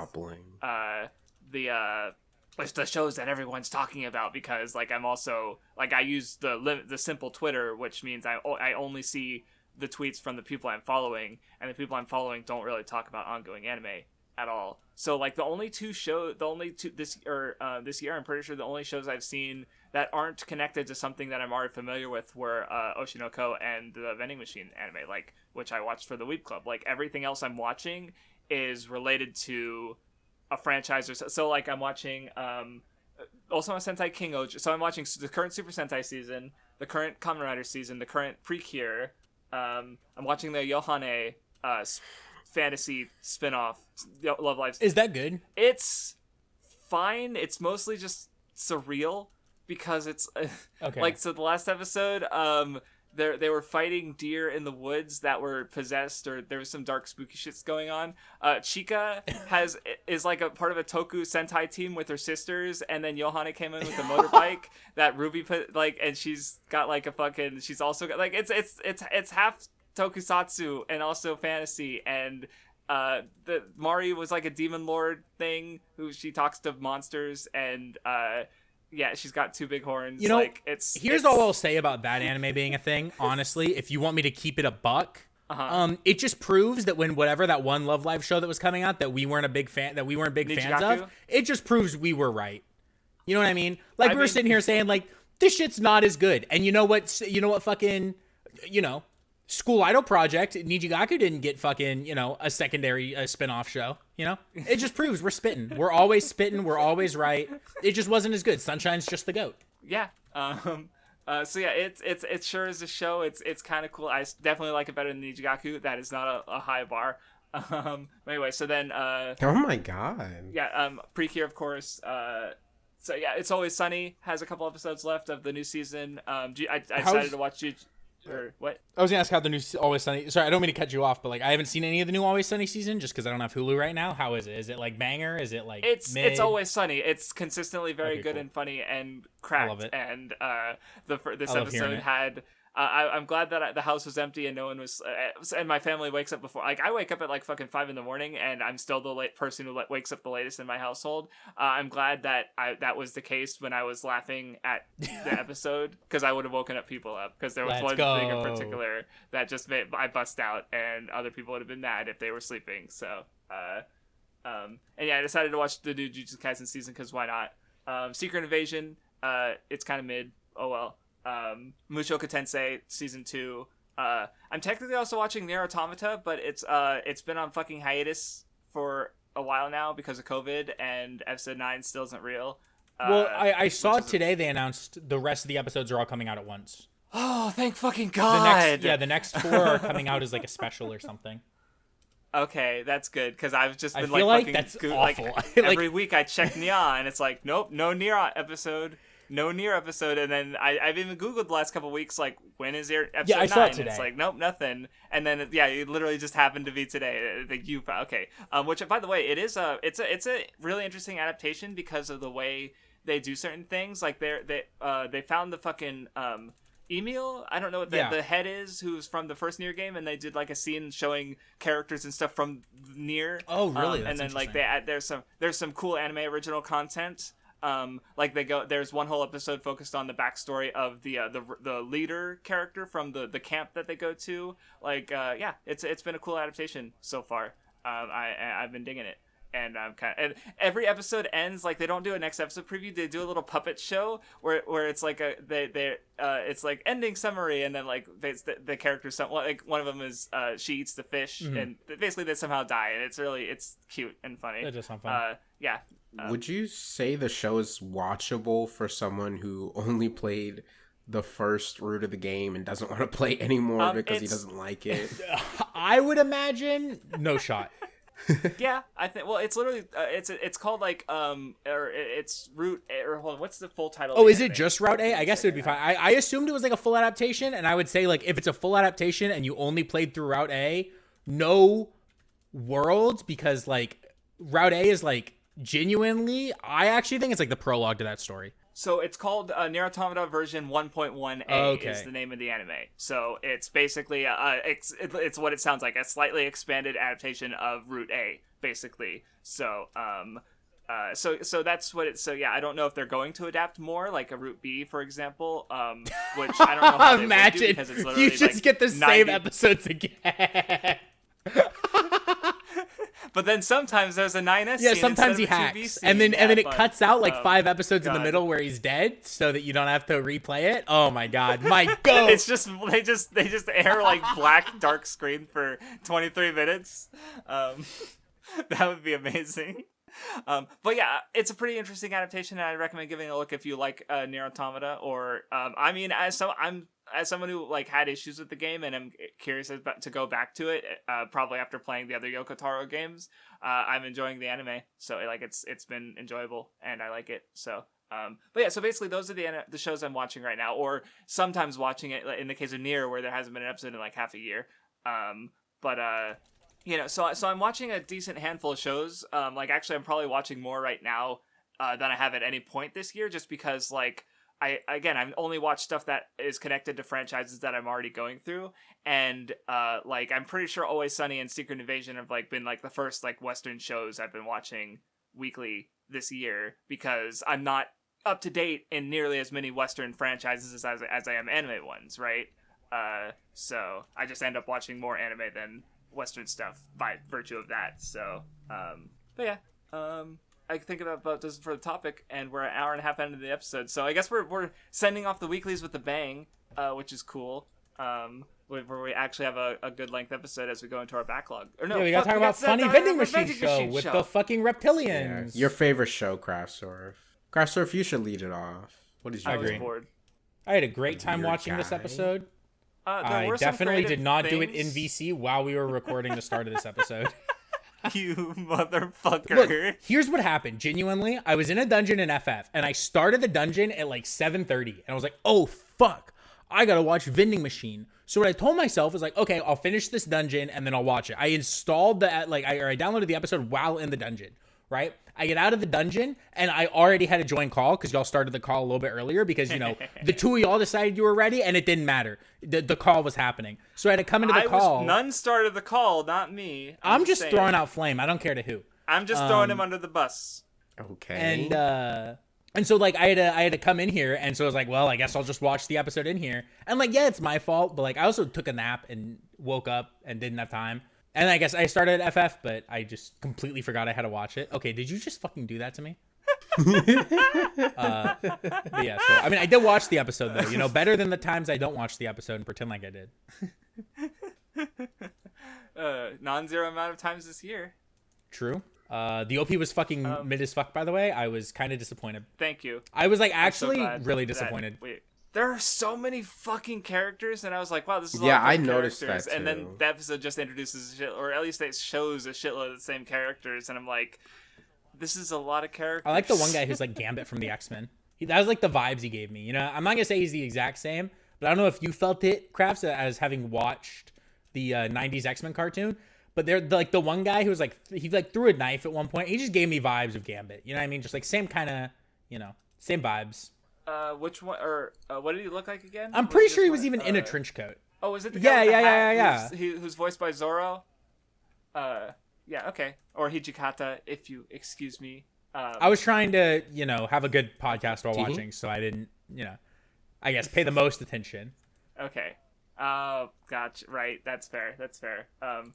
It's actually so over. But yeah, there were some things with the actual mechanics of the vending machine where it's like, okay, this is how they're going to evolve, where he's like taking part as a support item in the combat. And like, I liked when he got robbed, and which opens up a whole new because I mentioned last time about what happens to the money, because I assumed that it got sucked into the void.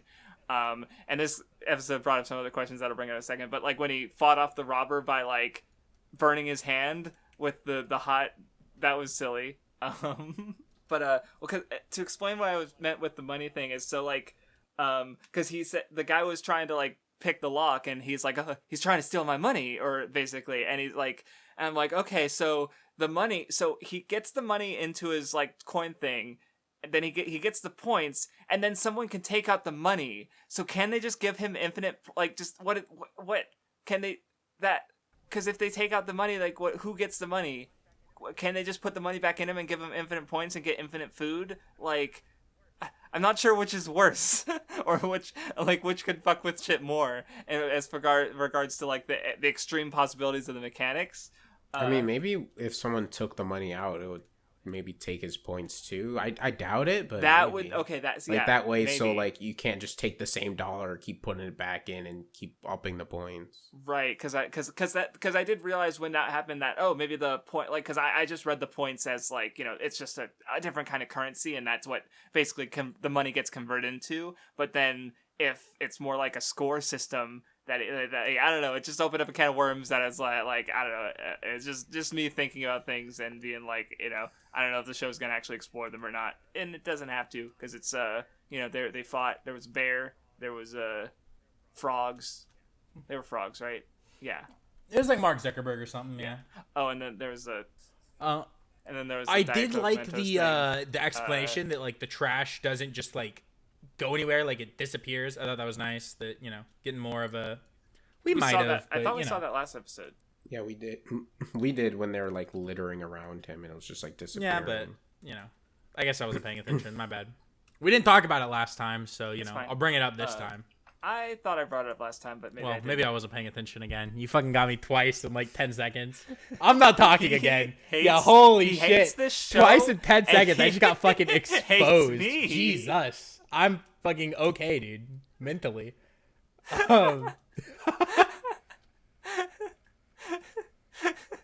Rip Bozo. What did you think about the episode, Nun? I thought it was okay. I wasn't as into it. I barely wrote anything about it. Because, like, I literally... like, one of the two things I wrote about it was something you already said, which was, like, the cast seems large as fuck based on the opening, and that turned out to be the case.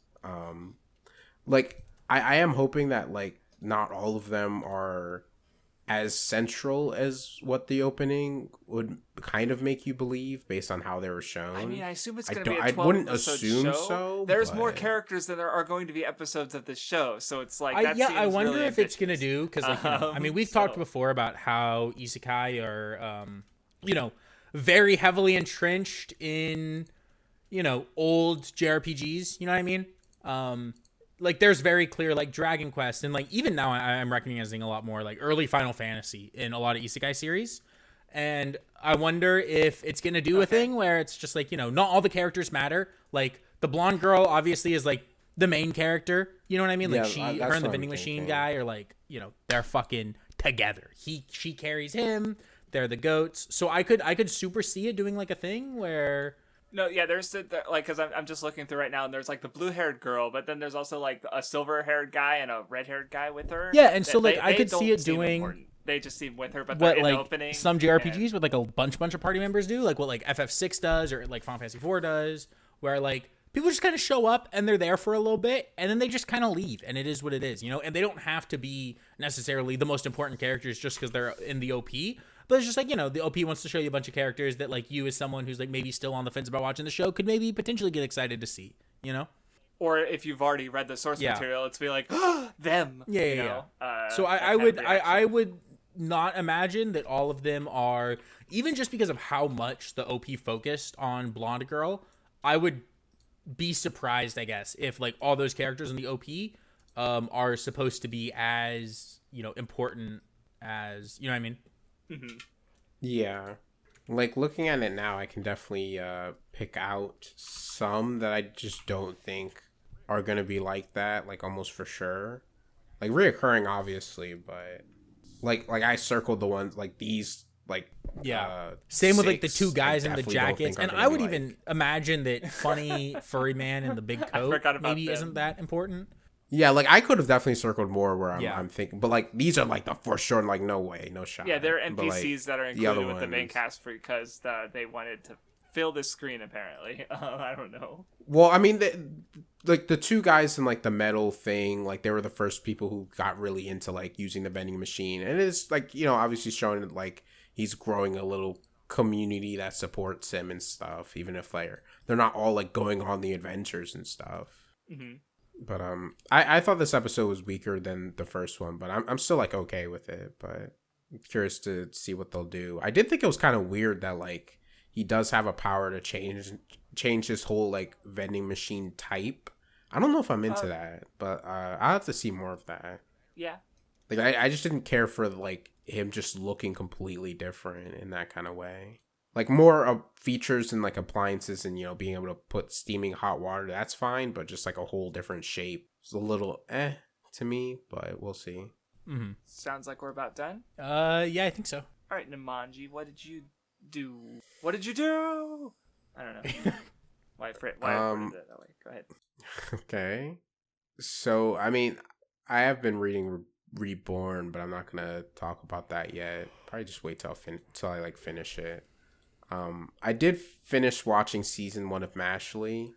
Like I'm kind of back on the Mashle train. I like it, not in the same way I liked it before, but I'm definitely having a good time with it. Like it is just a really solid battle shonen. Like I know that like it starts out with the comedy stuff being a little more prominent, but like I feel like it very quickly makes the shift to the point where it's like you can just mostly treat it as a battle shonen thing.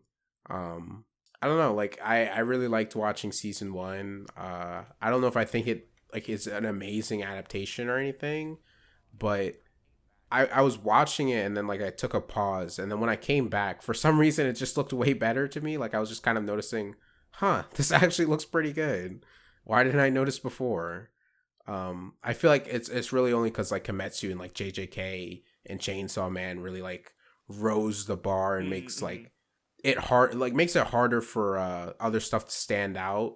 But like visually speaking, like Mashle is like really good. I like how you're just saying, like, you're not even giving any if anyone was just listening to this out of context, they'd think that's actually how what you think it is. How it's pronounced. Like, what is he talking about? I hate you. Why is he saying things? Keep going. Fine, we'll talk then. Okay, I didn't mean it that way. What the fuck? Yeah, I don't know. Like I don't want to say it's like one of the best looking battle shonen things, but like, you know, like it's definitely better than like a good like amount of them visually. Even if it doesn't get like super creative with it, it's like its consistency is like really fucking good. Like, I don't know, maybe better than like 60% of them visually. I don't know. I just really like its look, even if it is like kind of a straightforward adaptation. Like, I can't think of moments that are like greatly expanded upon in any particular way. Like, there's not really any moment where I'm like, this really changes how I view something. It's really just like the pure like re-experience.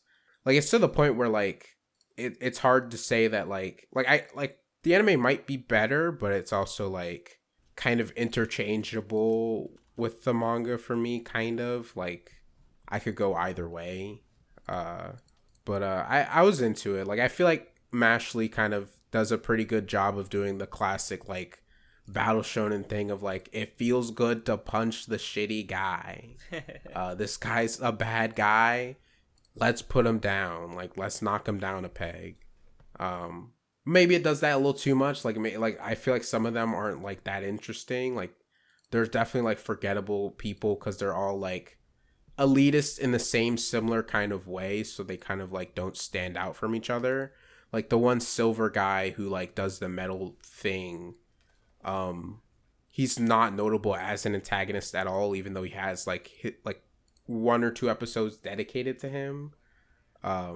So like I am looking forward to like more variety in the future, but there's like some like backstories that are kind of like interesting, like Abyss, which is the guy who is like basically trying to say that Mash is just like him, like he's just like me for real, even though he's kind of fucking not. Like, he's kind of just lying.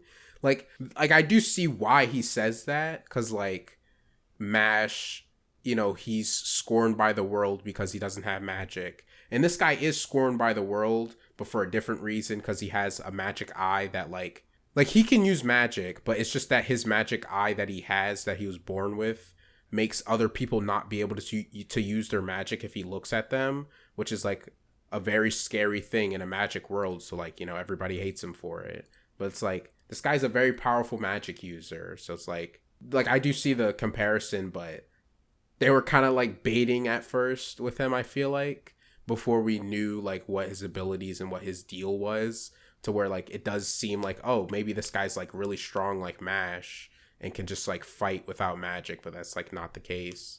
But I still like him. Like, he's kind of silly. Like, once he is a good guy and once he like, you know, doesn't wear the mask and stuff, there's like little moments in the manga where like he's just kind of a normal guy, and like, you know, he's shy around girls because like he was just always like he never really interacted with one. Yeah, I mean, it's a good series. Glad I am on the Mashle train. I'm interested in like actually completing it, which it'll probably be one of the newest battle shonen things I've completed in like a long time. I can't think of like what I've completed recently that's kind of new. So yeah, to give my brief thoughts on it, because I also finished it because it ended recently, which you know, which is notable to me because it's like I mean, there have been other series, actually quite a few series since I started reading. I don't remember if I ever was caught up to everything in Jump at one point. Maybe once, but I'm definitely not caught up with everything now. But I'm at least trying every new thing. And Mashle was very much it was one of the. I feel like it was one of the earlier notable series and one of the earlier successful ones that actually stuck around for a while, and it did end within like the last month or so.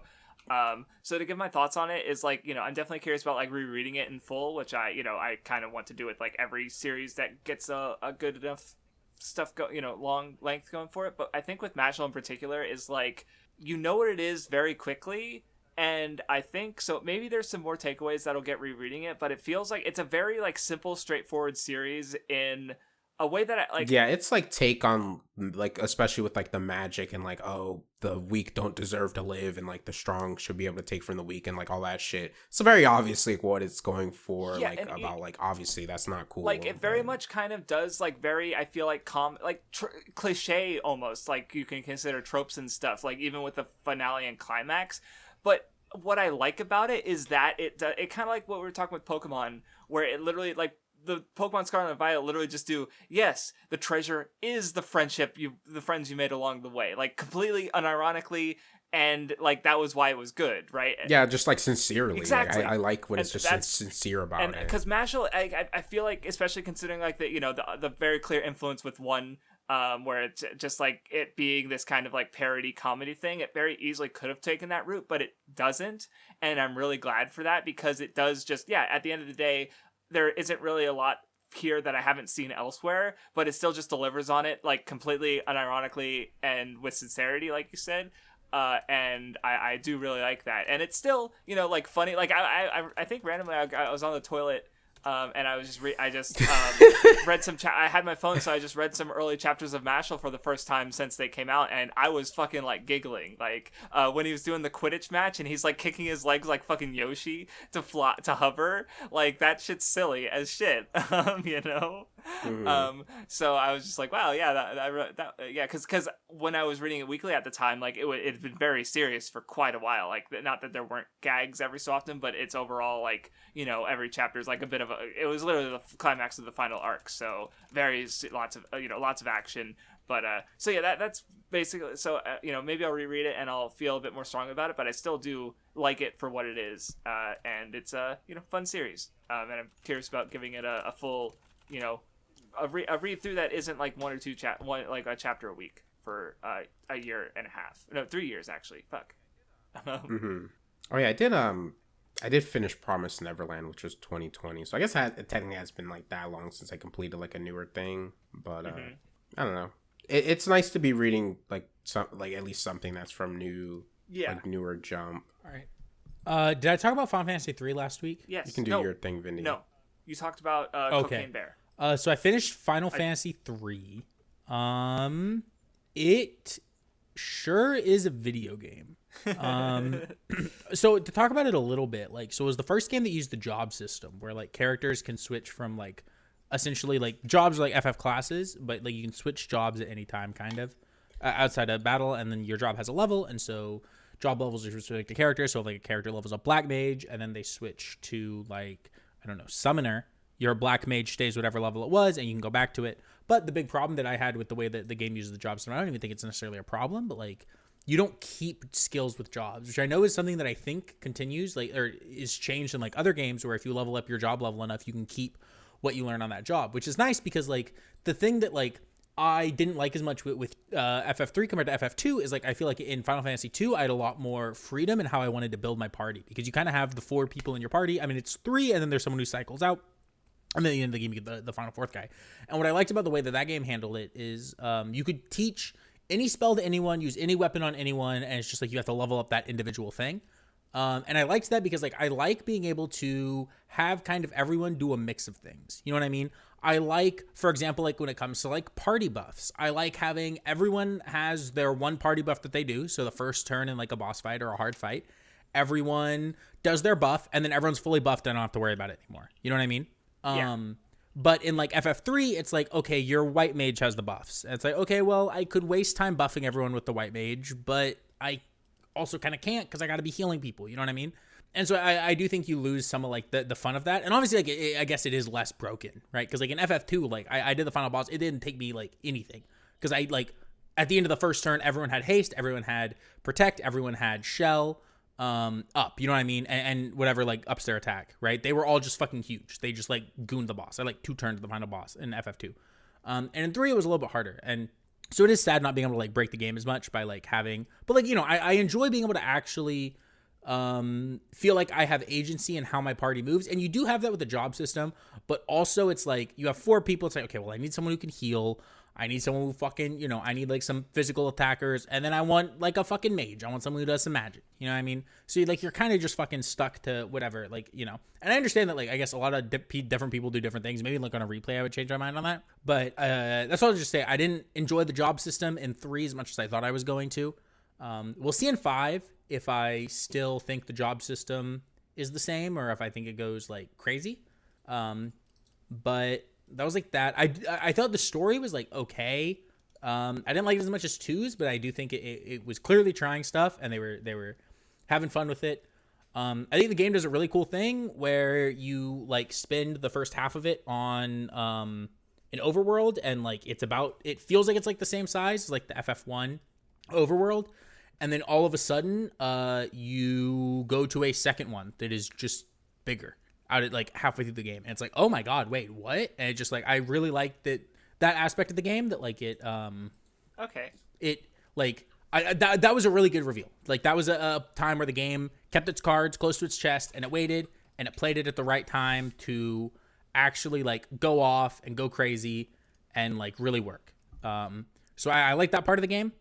But the biggest thing I have with the game at the end of it is well, so like also like the player characters like talk, and they like kind of have personalities, and like one of them ends up with like a named character like romantically, and like it's kind of okay, but like, and I know that the DS remake changed this, but it's weird having your characters kind of be blank slates that you like at the start of the game. It's like name them, and then you kind of give them their jobs, like how FF1 does it, but then they have like kind of a personality where like they have colors tied to them, and sometimes different ones will say different things in cutscenes and stuff. And so it's kind of weird because it like is trying to like do both, and I wasn't the biggest fan of that.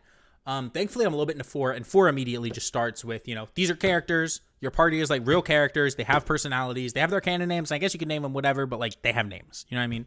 Like Cecil is Cecil, that's who he fucking is. You could name him whatever, but like, you know what I mean? It's the same like you start up FF7, even FF10, which is like the biggest problem, one of the biggest problems with that game is that you can name Titus something else, so nobody calls him Titus in cutscenes.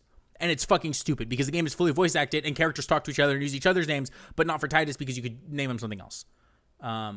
Which is just like fucking stupid. I remember when I played Final Fantasy VI, I named my characters different things, and then when I saw people talk about the game, I didn't know who was who because I played the game and no one called the characters by their actual names. Yeah. So. Well, and it's just more noticeable when it's voiced and. Oh, for sure. Yeah, like they're intentionally. It's like the same vibe as like when you play like Skyrim and nobody calls your character a name. You know what I mean? Like they're all like you right. Or I mean, eventually it just becomes Dragonborn, but yeah. Yeah, at least in like those kind of, I feel like in a lot of games like that, they at least try to like, give you like a moniker that everyone calls you. Yeah. Exactly, the hero Kvatch, right? Something like that. Yeah. And so I thought that was a little lame. And then the biggest problem I have with that game is the ending is fucking dog ass. It ends in a dungeon that is 3 dungeons in one, and the 3rd dungeon is just fucking bad. It's just like, go to these 4 corners, fight these big bosses. It lasts way too long. It's way too big of a gauntlet. There's like no safe room in it, which is really funny because 4 immediately, you could have a 3-floor dungeon in 4. And on floor 3, right before the boss, they're fucking giving you a safe room. It's the GOAT. You know what I mean? And so it's just like really crazy. Like that, it's a dungeon that is, and like thankfully I played the Pixel remaster where I had quick save, and also if I failed, it would just start me back like at that room. But I could not imagine playing the fucking NES version of Final Fantasy 3, getting to the end of fucking World of Darkness, dying to the fucking final boss, which is like relatively hard, and then you have to go all the way back to the fucking Crystal Tower and do it all again. I would fucking kill myself. I would kill myself. So thank God the Pixel remasters are the GOAT. I don't know. I thought it was a good game. I liked it more than 1, but I don't think I liked it more than 2, which I know is a fucking scorching take to say that Final Fantasy 2 is my favorite of the NES trilogy. But I don't know. I liked it the most, and Furion's got the most drip. You know what I mean? Like no one in 1 through 3 has as much drip as Furion in 2, so it is what it is. You know. Yeah. Just to give my brief thoughts on Final Fantasy, or were you finished? Did you have more to say? I mean, you know, like I could say like the music's good, but like. It's Uematsu, of course it is, you know. I think there's like some interesting stuff. I fucking hated the airships in 3. After playing 1 and 2, like airships go over mountains, and you play 3 and they don't. And the reason is because they want you to eventually get the big airship that you can jump over mountains to block stuff off. But it felt so fucking lame that I get a flying ship.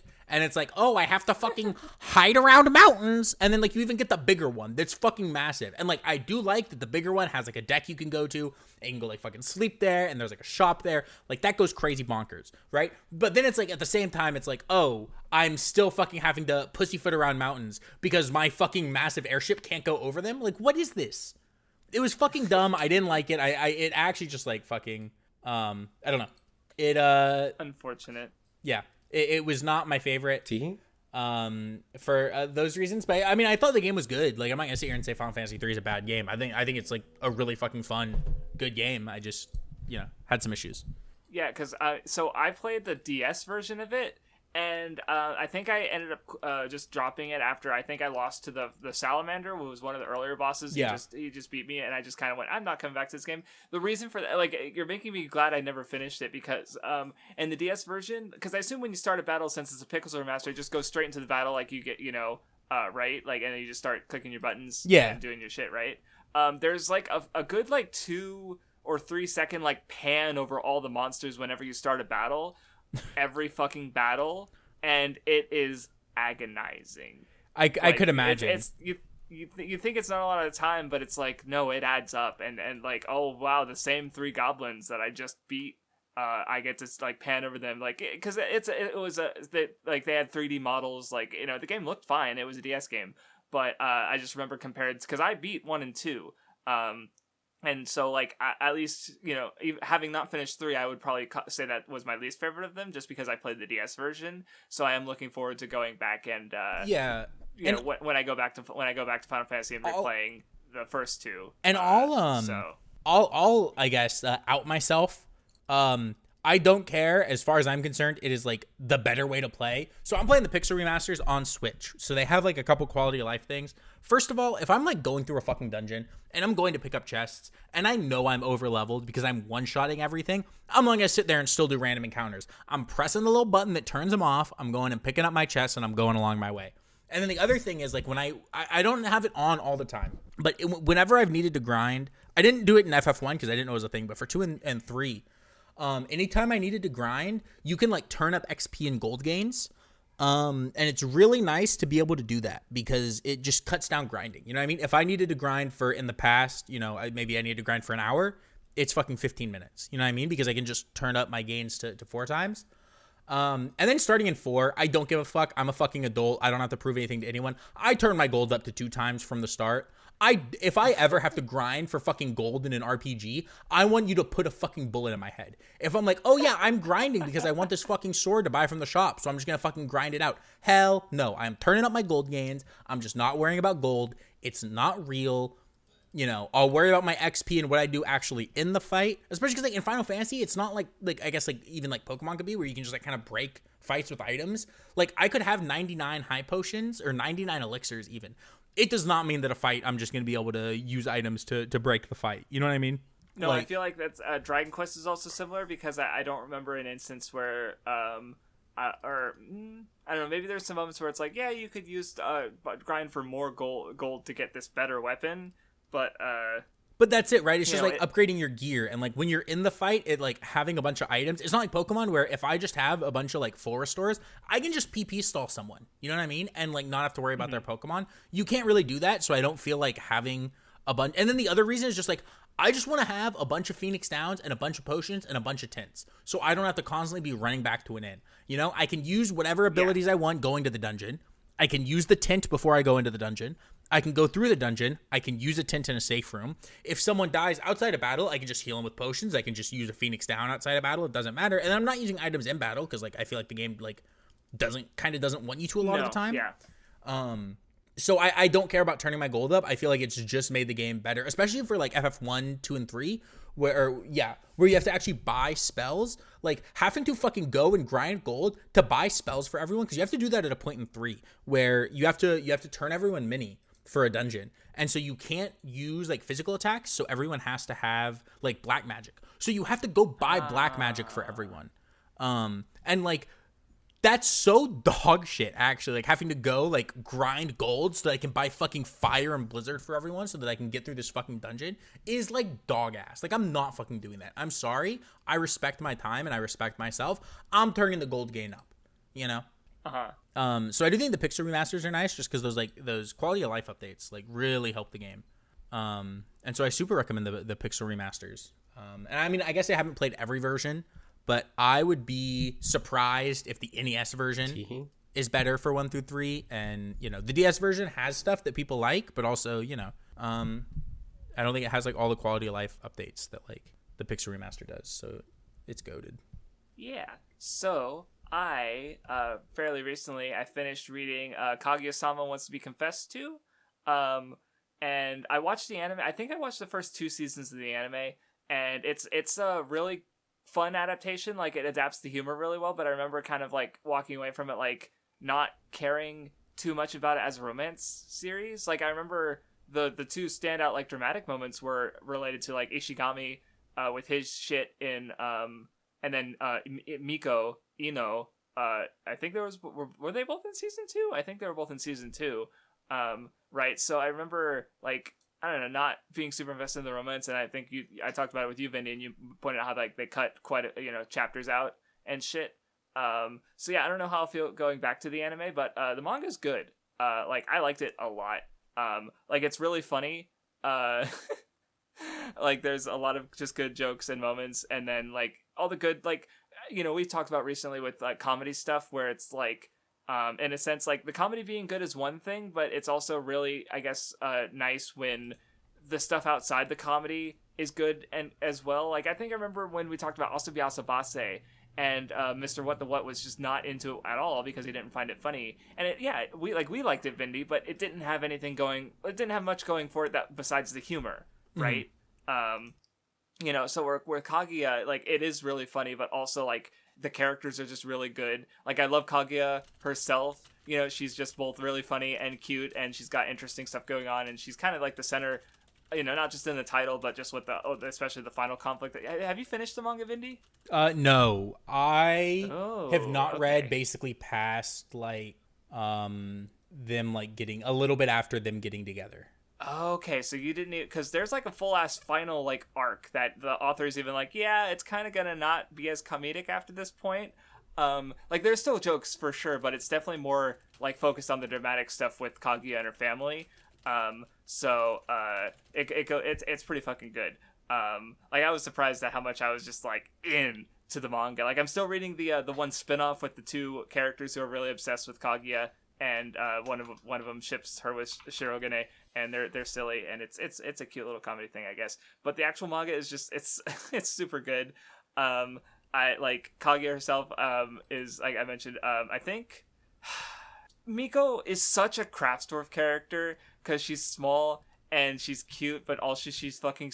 The one chapter that kept getting, like, I keep thinking about is the one where she's like listening to her phone with her earbuds, and the earbuds are loose, and Ishigami can hear everything, and he's like, well, how do I resolve this situation and tell her that her earbuds are, you know, not plugged in, and without like alerting her to the fact that I've been listening to her the whole time. And she's like listening to fucking like 2 handsome guys telling her that she's cute and she's doing a good job and that she's a hard worker, and it's like she's a femcel, and it's so fucking like sad but also funny, and it's like, yeah, I liked her quite a bit. Shirogane is good. Ishigami is super good. Chika is terrible, but that's the point. She's funny. Yeah. Like, the cast is super solid. The jokes lands, the drama lands. Like, it's really fucking good manga. I liked it a lot. I was about to ask what about next week, but we don't have a next week. At least not for the when we come back. I mean, we might still probably, I assume, on the live version, we'll still talk about stuff like this. Yeah, well, we can maybe like one episode every so often. We'll just talk about things we've been going through, like, and like. You know, well, like, instead of coming up with a topic, we'll basically be going in and be like, what are we doing this time? Because we might just hang out and chat, and maybe we'll talk about stuff we've been going through, or maybe we'll just talk about the weather. I don't fucking know, or whatever chat sends at us, right? So, or maybe we'll come in with a game or something to do, right? So, you know, But yeah, we don't know how it's going to start. We might just send it and just do it, or maybe we'll come in with something specific next time. It'll be a few weeks anyway. So, yeah, thank you guys for your continued support. Thanks for listening. Appreciate it. Adios, gamers. Bye.